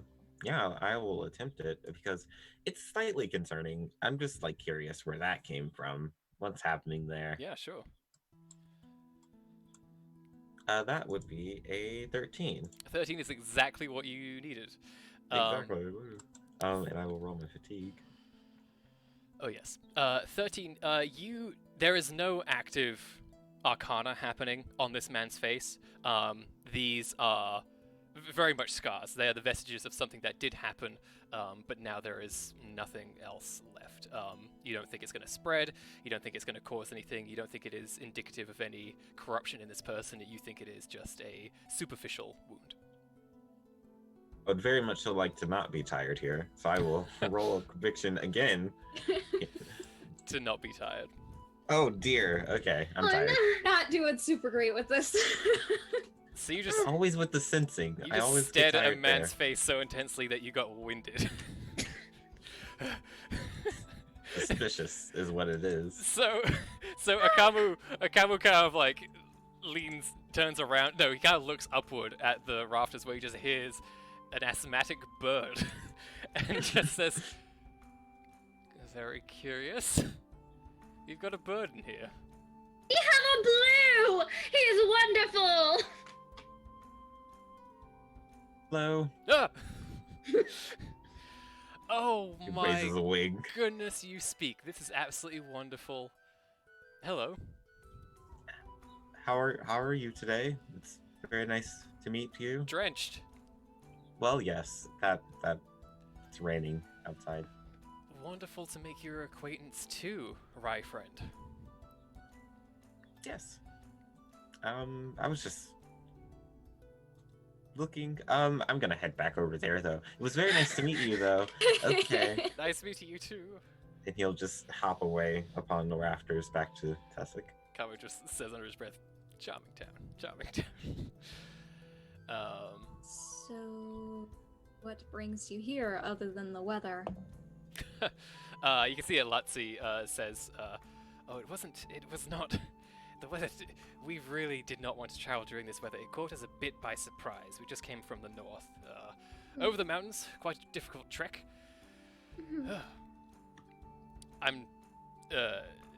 We came from Rosea. We've been sort of moving our way up and down. Came here recently, though, because we're trying to sniff out a certain legend that we heard, and maybe somebody here could be of some... Oh, I some love legends! Which one? Is it about the ghost cow? No, but tell me more. Later, let's hear yours first. Okay, but you owe me a ghost cow. Oh, I do owe you a ghost cow. We seek something called the Spring of Dreams. Have you heard of this? I It have might also not. be the Spring of Nightmares, we're not sure. Those are two very big differences, and you should Yes. probably figure out which one it is. We are desperately trying to, yes. It's a Yes. top priority. Tell me more about this spring. Supposedly, the spring was a Vatazin creation that allowed them to share experiences. Huh. Now, we have conflicting accounts. We found some very interesting documents in our time in Rosea that suggested that the spring was somewhere in this region. Of course, the details were a bit scant. But there was also a referral to the Spring of Nightmares. And is it the same thing? Are they two diametrically opposed forces? We're not sure. We would really love to find out. Yes. That just comparing it to the pillar and the pool, does that sound similar to what they want or something completely different? Ooh. You know, it doesn't sound dissimilar, like a magic-y place with a pool of Yeah. water could be. Yeah, I don't like that, and I don't Nice. like. I'm gonna be like, oh no, we don't really have anything like that. Let me tell you the tale of the ghost cow, and I'm Yes, gonna up please. the hell about this ghost cow. I'm gonna Okay. make this the coolest shit. You can So see they're- that Lutzi takes a little pocketbook out and starts leafing through it and gets ready to write, and then sees it's completely drenched, and he just looks mortified. That's Just so "Oh." terrible. Oh. Here, you can have a piece of my paper. I want you to write down every that's- single that's very word. So kind, that's very kind, make yes. I'm gonna do my best to make this the most interesting story ever. So they completely lose interest in what they're looking for. and Do- they start do your focus on the best. ghost cow. Do your Oh best boy. performance role that you can do. I don't have that one. Can it be deception? Because I don't. Yeah, you're believe trying in to ghost mislead. cows. You're trying to mislead this person, absolutely. Can I do a natural lore and see if I know about. Yes, please do. Oh. Yeah. The Spring of Dreams. Yes, I would Silver like to nightmares. know if this is related to anything that I know about. Arcana law, history law, religious law, natural law, any of those will apply. Holy shit! Wow, okay, we're rolling real good. Let's I got deal a with that 19. first. Yeah! So you got a 19. My Yeah, I don't think goodness. I should re-roll that. That's pretty good. Okay. You talk up this ghost town. Give me something here. What do you saying about what? And what? oh, so the first sighting of it was actually the founding of Miniry. Not many people know about this. I've just got word of it recently that on the very day Miniry was founded, that is when we first heard word of the ghost cow. It came in the night, stampeding through the little startup of our town, tents just piled up, wrecked by the morning, and all we heard was that twisted moo. Not quite like anything anyone has ever seen before. Not quite like how a cow should sound. No, this was corrupted. This was wrong. This was the ghost cow. Take a point of conviction, first of all. Second of all, a crowd has gathered around you, drinking in every word you say. The farmer who brought this to your attention, the one who lost the cow, speaks out I loudly and told him says, was stupid. "That's my cow! That's my cow they're talking about!" That Never- is right. Oh, I never knew it was no devil demon cow. I know, I couldn't tell you at the time because I wasn't done looking into it. And here's the thing, we can't name the cow. If you say the cow's true name... Dear sweet daffodil, and he like grabs the hat and just starts wringing it in his hands. Honestly, I didn't expect so many people to look. I was willing to tell the three of you since, well, this sounds like something you deal in. I didn't... Having everyone know, oh, this is so dangerous. Yeah. Love it. You can see that Lazzi sort of turns to Akamu and says, we can deal with a ghost cow, can't we? We can deal with it, right? And Akamu says, ghost cow, I'm... Sure. Let's look into this ghost cow. Our town is safer already. The rest of you, what did you roll? I got a 20 with 6 stunt. Okay. For the Spring of Dreams. Yes. I got a Or 14 on that nightmares. one, but I think we can just deal with hers. With a 14, unfortunately, yeah, Blue, this is beyond your ken. You have not heard of this before. Val, during your travels and during your study, you have met you've probably been a part of some archaeological teams after they've been traveling as well. So you've probably talked to a few people who are experts in this area. You have definitely heard of Vatazin, which is to say, the sort of precursors to Vata'an and Vatashar. You have heard of Vatazin of Vatazin locations that have been lost. They're never ruins, though. That's a very important thing. They're always very pristine, and they're always extremely hard to find. But once you know how to find one, and we're not strictly speaking geographically here, once you know how to find one, they typically hold some very interesting secrets of lost ages long ago. You have heard the Spring of Dreams being whispered about. It wasn't... okay, that's a 20. Okay. You have heard of a Spring of Dreams potentially being in this area. And you know that the person who was with you at the time really wanted to find it along with many other rumored legendary locations. But they were particularly interested in the Spring of Dreams because it allegedly held the power to bring your greatest desire or want to life. And it was a bit vague, but very much a kind of holy grail sort of promise. And that's what you know. I think that I'm going to disengage now and like kind of look over at Val and Blue and give them the, hey, maybe we should talk somewhere. Private, look. At this time, Ricard, who is not necessarily one for social anything, he walks in, utterly drenched, kind of flicks his hair, and just all the water just dissipates and it just starts flowing and bouncing. That doesn't look that good in the middle of a thunderstorm. And he kind of comes in, shuffles over to a bench, orders some food, doesn't engage with anybody. So what are the rest of you doing? I'm gonna look at them like, Yeah, look. Yeah. Okay. well, So Okay. you gesture them to move to a sort of side room area. It's kind of a place where not activities, where celebrations are held. Is that the right word? What am I thinking of? like a party room? Events, Oh, I guess. I Like, help. Yeah. Kind of. like in a pizza place, they have that one area section One on room? in A parties. party room? It's basically a big Yes. dining table, is what it is. You Okay. go into that area. There's still a lot of din from general chatter about the place, and like now that the story of the ghost cow is out, and like these new people are in town, there's a lot of like very loud people having their say. So you three quickly kind of sequester yourselves and start chatting. So, number one, I've heard of the one with the scar, Mm. very vaguely. Mm. Mm. Two, I've heard of what they're looking for. How similar is it to the kitten shenanigan? He wasn't there. As far as you know, Val. Oh yeah, you weren't there.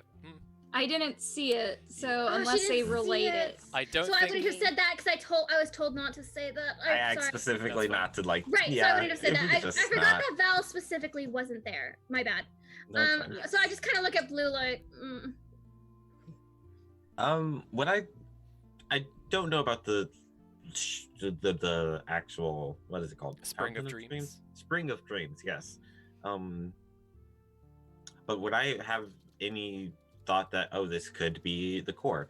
Because as far as I know, the core is like not well known at all. Like people don't think, oh, there's some magical cores out there that power the wield. Let's see. I will also really. Supposedly, it can bring your greatest desire to life. Blue, you are no. Which is something the core can do, kind of. Well, you are no stranger to unusual things being in the Weald. Like there's the beast fields, and there's countless other things you found. You've probably stumbled across a few ruins in your day, and that's where you extracted some of your knowledge and secrets from looking into the past of these objects. So you know that there's quite a big distinction between the Vatazin works and the works of the Weald itself. So your assumption would be that if this is a Vatazin thing, then it isn't really connected to the Weald in that way, unless these particular Vatazin found a way to tap into that sort of energy, and that's what they use. Yes, to which make is this. completely possible. But the chances? What are the chances? But That would it's be- highly unlikely, even for the Vatazin to have found the power you're speaking of. It's, again, extremely capricious. Right. Okay. So I'm not too worried on that front. okay. I imagine you say that as I'm like eyeing Yes, you. So in the mind. We have a mind thing. oh, mind thing going. That This makes is a it much better than conversation, just. yeah. I'm just standing here awkwardly, like as you're just looking significantly at each other. Yeah. And I'm like, Good. Okay. Right, as you were saying, Val, I'm sorry. well, supposedly it is in this area. We But should honestly- find it before those three do. I don't know. Are you sure it could be in this area? I feel like, okay, another outside of character thing. I Yes. feel like Blue at some point would have read the nature of this land. Yeah. Would I have sensed anything? Or could I have been thrown off by something? The way your nature sense works when it comes to like just a massive survey of the area, it can tell you about like immediate big threats, but there's so many things always happening in the Weald, and the Arcana flows about all the time and churns around and even hides and shows things from time to time. There's no real concrete like tracker for you to follow for any of these things. It is very Okay. much intentionally kept a bit shifty. Shifty. Yes. Okay. I'm not sure.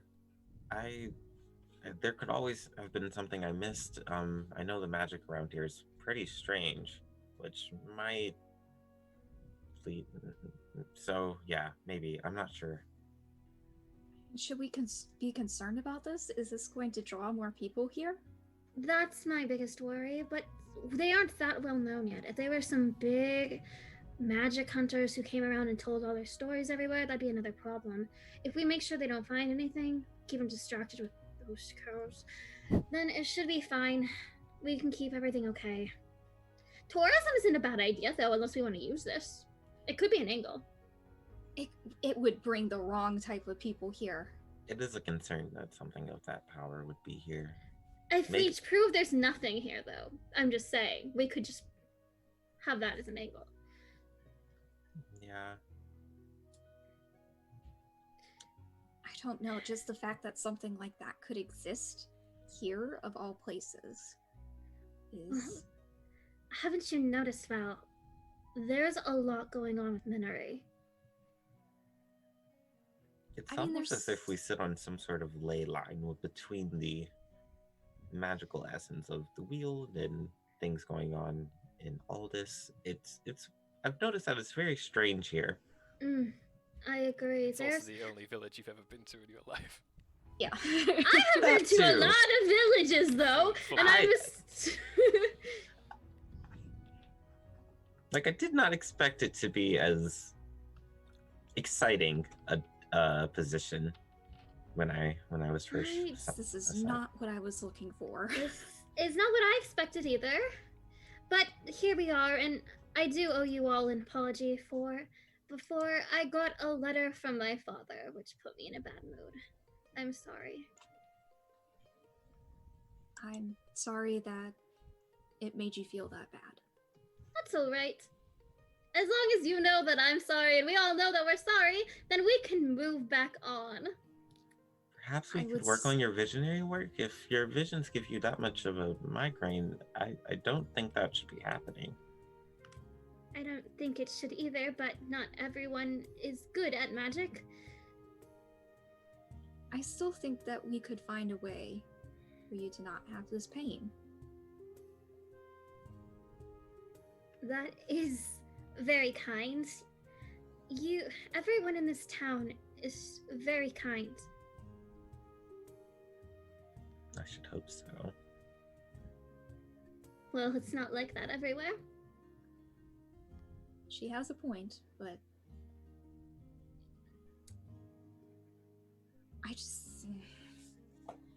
I'm very anxious about this now. Don't be. They can get distracted by a ghost cow. They can get distracted by anything. I think as far as this Spring of Dreams, it might be worthwhile to check in on those. I believe it was Vata Ann that we might have seen on the mountain, the misty one. Remember that, guys? No. No. Yeah, that so- I don't Rick wanted remember. us to check out You stuff.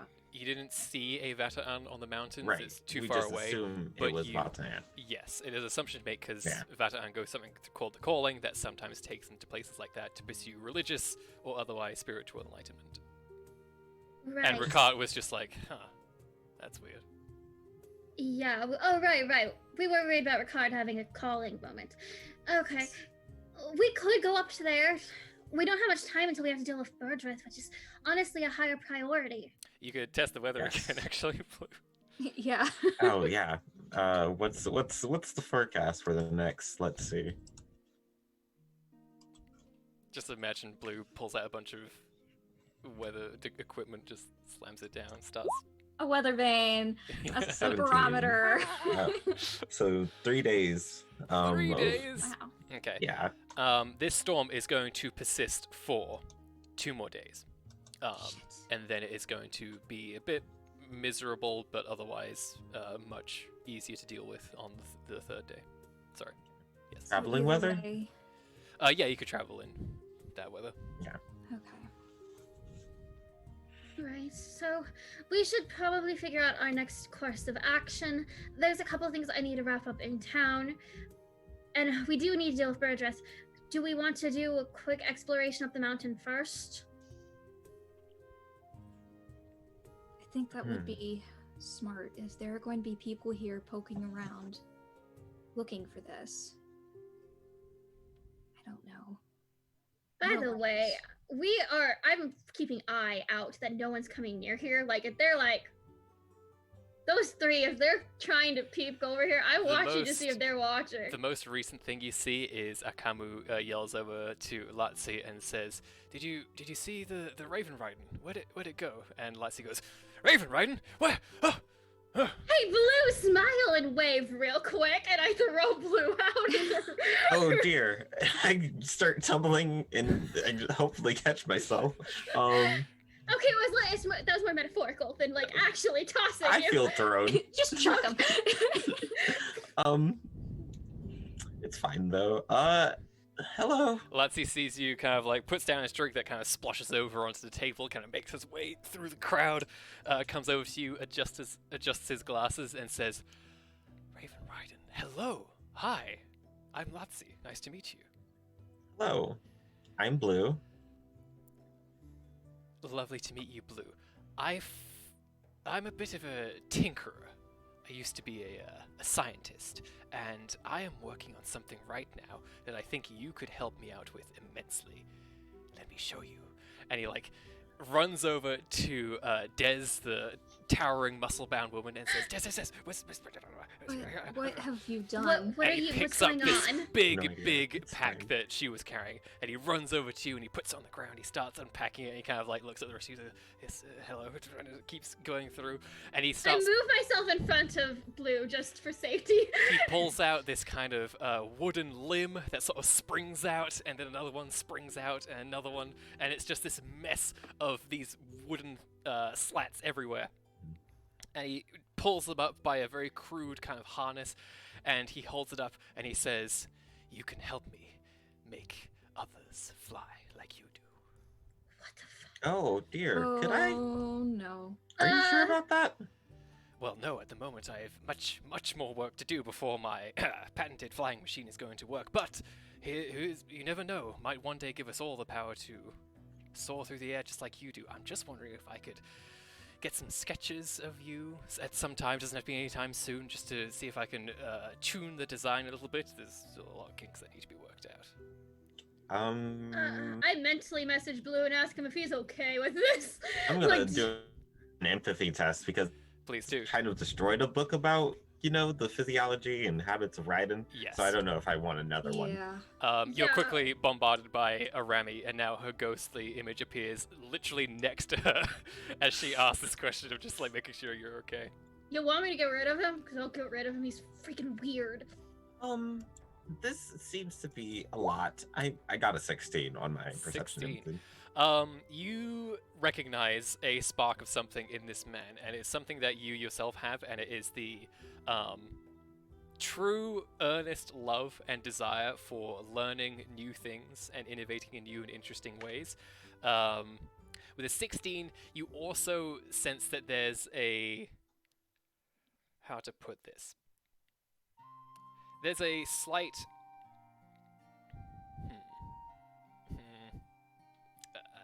he doesn't necessarily feel very confident in himself.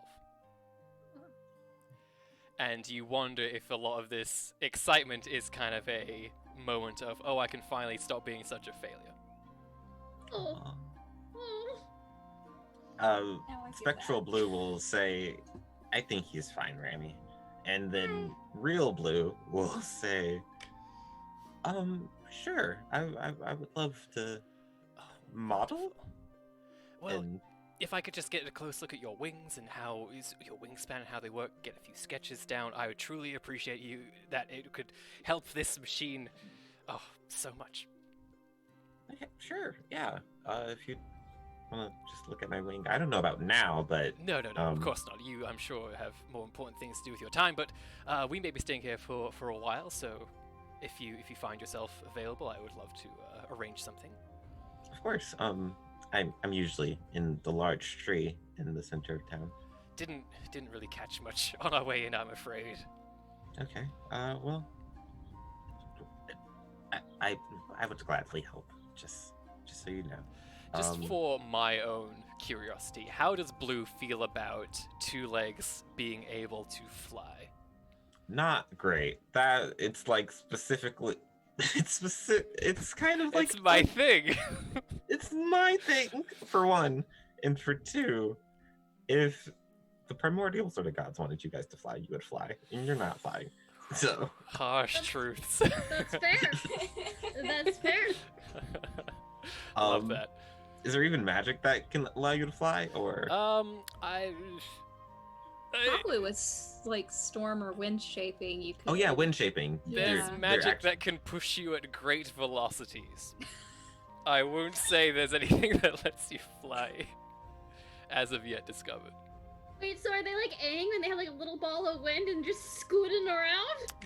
It's more akin to you can create a very localized hurricane that shoots you like a cannon, and you have no way of stopping or slowing down. That's scary. Yeah. Yeah. Yeah. Mhm. So it's not great, but Blue also just in his mind is thinking, okay, this probably isn't going to work, but there's no harm in helping him. Yeah. Lovely.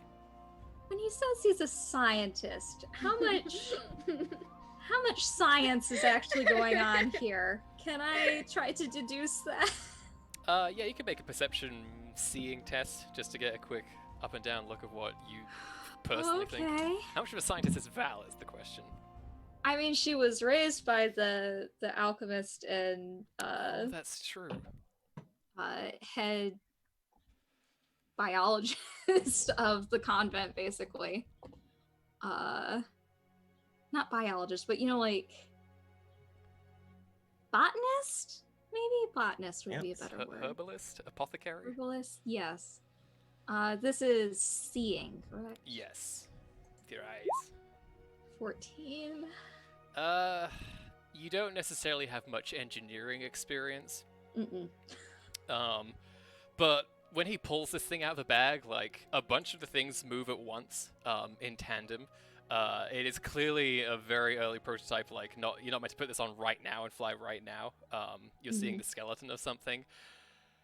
You're not sure. Oh boy. Then I am going to go... I'm gonna dig into this because I'm a little skeptical. Go for it. So I'm just gonna kind of butt into this conversation and just be like, you said you're a scientist, correct? Oh, ex-scientist. Ex-scientist. Yes. Well, I suppose I'm still a scientist at heart. I don't do it as a profession anymore, let's put it that way. Ah. Why? Well, I could go on for hours. Luckily, my husband is occupied right now to stop me. Ha! I That worked... was a very intense response. I worked with Aldous to do a lot of research into Shas crystals. Do you know about these? Do we Vaguely. know these? No. You've heard of them before? They're like magic power crystals, basically. That's all you really need to A know. bunch of two-leg stuff. Yeah. Latzi says, well, I worked in a department that was really looking to expand on what we can do with these in terms of making our lives as better as they could possibly be. However, we were very quick to run into a dead end because Shas crystals are, for all their power, quite mundane. There's not a whole lot you can do with them. They're not pliable. I think the most we have right now are crystons, which are just sticks that zap people, and and I was bored, quite frankly. We weren't really doing anything that I felt was progressing us. And I felt like there was still such a wealth of things for us to learn in other areas beyond the Shas crystals. So I left and that's when I really began tinkering. Mechanisms are a favorite of mine.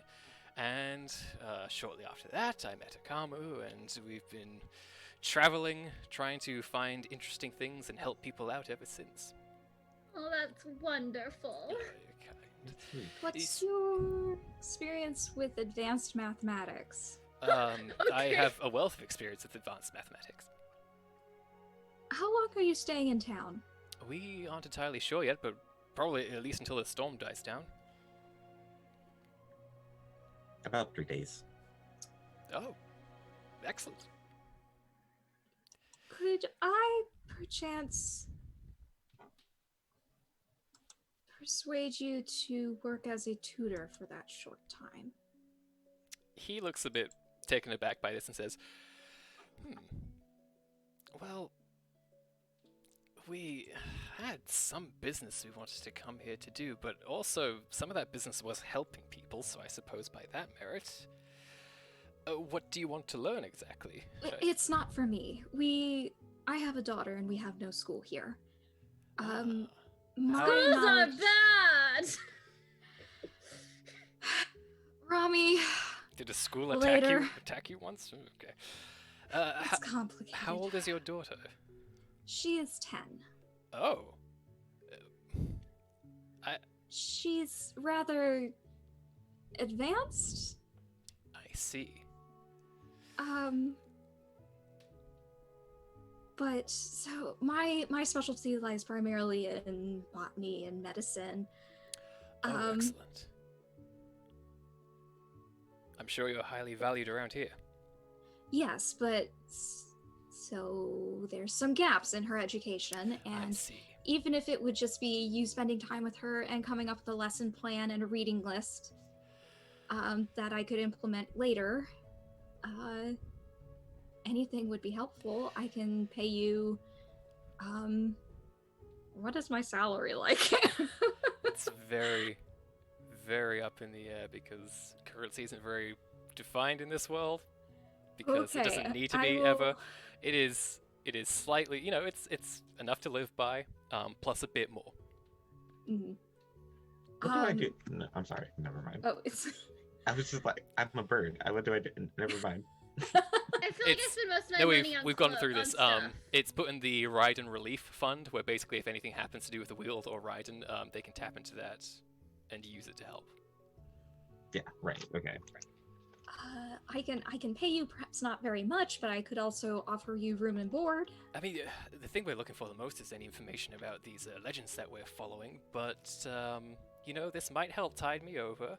In the meantime, give you an opportunity to learn the town a bit. I've never taught before. This could be an interesting new adventure, certainly not to children. She's very bright and she's very eager to learn. Ricard, Oh, I wonderful. motion over to Ricard at the table. Also tutors her in matters of the arcane. Oh. But as far as math and physics, things aren't necessarily. Math, engineering, physics, metaphysics. I know shaping of the wind. Oh. So you can catapult yourself. Oh no. Oh no. Tried that once. Never trying it again. That's Wait, good fair. idea. But yes, if you would be willing, I could put you I up for a see few no days. problem. Unless something else comes up, I think this would be a grand fine adventure to try. I cannot make any guarantee for my efficacy as a tutor, but I promise I will be earnest in my attempts to do my best. That is all I can ask. Well, excellent. I do need to talk to Ricard now that I'm thinking about shaping, and I'm just like, shit. You can quickly sidle around and talk. Yes, I go over to Ricard, and I'm just like, And Anakin. immediately, Lazzi just switches focus to the two of you and just says, "Yes, you see, the thing is, it's always a lonesome mage alone in a tower in the middle of nowhere. And we thought, why does it have to be like that? Why do they have to seclude themselves? Why not two people bound by love going around solving problems instead of waiting for problems to come to them?" And so that's Adorable, and I'm here for it. And I do hope you help our town with our ghost cow issue. I am. The more I hear about this ghost cow, the more I'm very eager to look into it more. I will let you have an interview with one of the guards we first sent to check it out in the most recent ghost cow sighting. Ghost cow. Ghost cow. Is the cow vengeful? Does it have unfinished business? What's the deal there? That's the thing, we don't know. It goes back so far in our story's past, but it never tells us what the ghost cow really wants. I feel if we could just have a conversation with this ghost cow, we could sort everything out and we could come to an understanding. It's clearly unhappy with the state of something.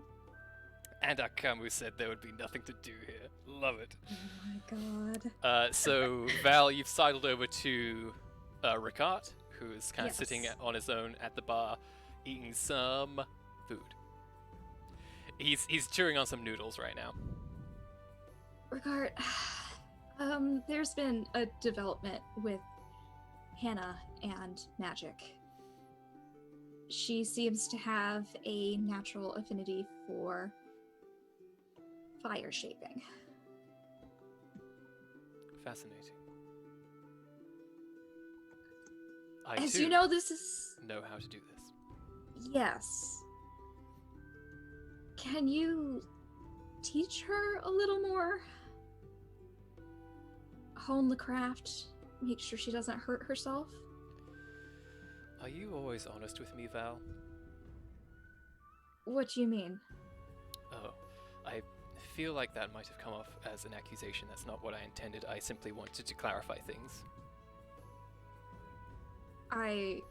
As far as I know, I am honest with you. Do you think I am responsible? You can be a little, I suppose, flighty at times, but you take your duties here seriously.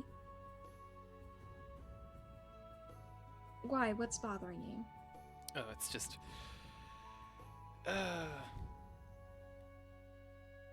I worry about the reasons I am here, why I was sent here, what I am supposed to do, the expectations that people might have, but they don't necessarily tell it to you straight up, so I have difficulty understanding at times what they want. Sorry, this is all... You asked me a question. Yes, I can teach Hannah, shaping. Do you want to talk about this? I suppose so. I haven't been feeling very hungry recently. Like it's... Obviously, the body needs sustenance, but I always feel like I am wasting my time.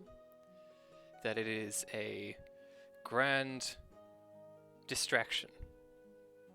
And I always feel like there's more for me to do, and yet sometimes it feels like there's very little, so I try to focus on things that I can do.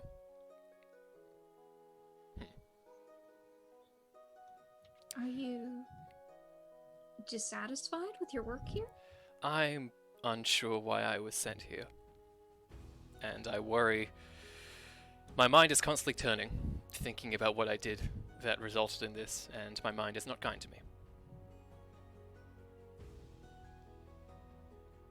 Well, I'm not an expert on how the educational system works here in Aldous, or anything like that. I have no experience with it, but you're a very gifted magic user, and you were a very gifted student, and so they sent you to a place that needs gifted people. Because this is a new place. We have new problems. And you've shown that you have the flexibility and understanding to overcome those problems. And if we didn't have you here, I'm sure that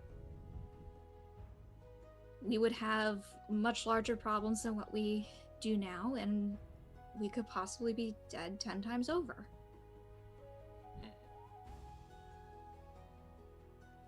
Maybe. I'll think about what you said. I just find it hard not to compare myself to my peers. Never mind. I think I'll be retiring for the night.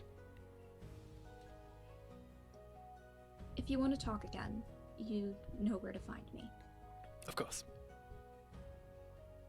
Turns around, hair beautifully bellows.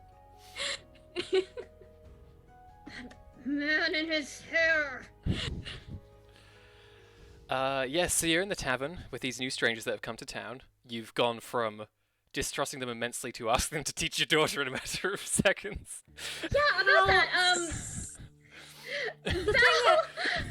Honestly, it was part of, like, the minute that I heard scientist, I'm like, but, like, is he a scientist? And then, like, he explained his credentials, I'm like, okay. Okay, love it. Is there anything else you would like to do or ask of these people or of this situation? I mean, I think Rammy's a little concerned about Val's, like, ability to just trust random strange men with her daughter, like, that fast.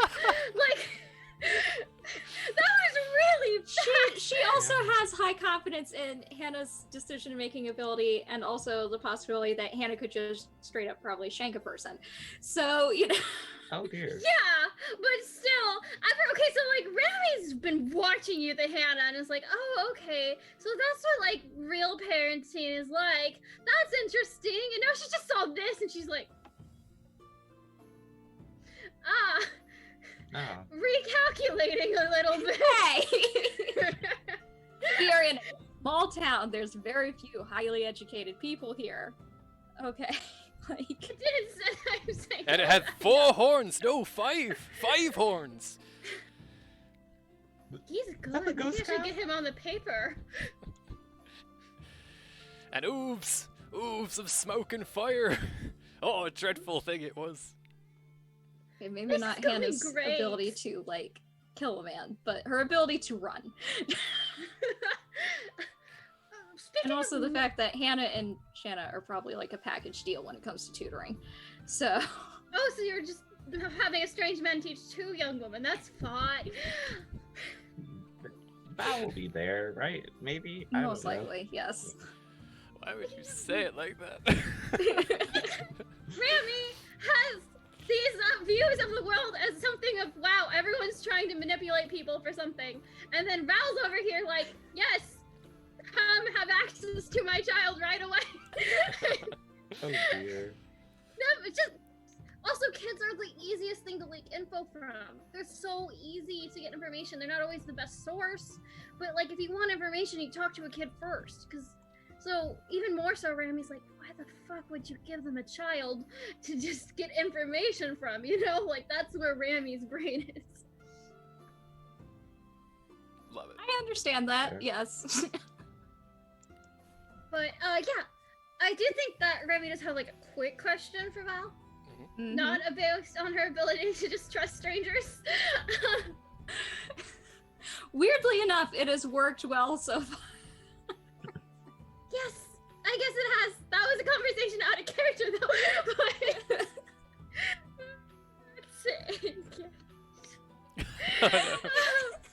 Bring it back. bringing it back. Bring it. Hey Val, you're good at like moral stuff. I guess, in a way. You're like holy person or whatever, so it's your job to know something's right or wrong, right? Again, it's a little more complicated than that. And Yes or what is- no? what is your question? Okay, so if you're indifferent to someone, but you also don't want to cause pain to them, does that mean you're truly indifferent to them? Technically speaking, no. Fuck, okay. That's it. Good night. I'd Okay. still like to talk with you about your migraines. Fine, we can play the game today. I didn't mean now, I meant like... No, it's fine. Today's perfect. I'm not in pain. I don't know if I will be tomorrow. What did you want to talk about? Well, I was wondering if you had tried to take medication for it in the past. No. Okay. Does hot or cold seem to work? No. All right. Do you have any allergies to any medications? The poison you gave me. Do you know if your parents had any? I'm basically just gonna run through her family history. Yeah. I can tell you very quickly what the cliff notes of this entire conversation is going to be. There is no medical reason that you can determine why Rami is having these headaches. And you would know, well, why don't you make a healing test? And then I can tell you what you know. This will be the one that I fail. Watch. You never know. Hold on. Okay, 17. You've had experience with unusual things in the past like this, and especially when it's relating to the mind. The next step for something like this, beyond just blindly experimenting with medication, which carries some risks, clearly, Yeah. is you're going to need a certified, very important, underline that, certified heart reader and mind reader to see if they can uncover something that is the direct root cause of this. In other words, you need to employ a psychic professional of some kind. Shit. I will lay that all out, cards on the table. Like, if you want to proceed with any treatment for this, we would need to bring in someone else. I've never once wanted to have treatment in the first place. All right. I am sorry for yelling at you, though. Also for harassing you at your party, although that was kind of fun. It's fine. You're forgiven. Yay! I hug her. No. I hug her back. Oh. Why don't we end on that really warm, lovely Aw. note? Blue, do you want to just get in there real quick? Blue, join the hug! I just fly out. I'm just Yay! Beautiful. Lovely. Well, no major cliffhanger this time around, but a nice, warm moment to end on with some friends hugging in a warm tavern in a terrible storm. That's it. Thanks for watching, everyone.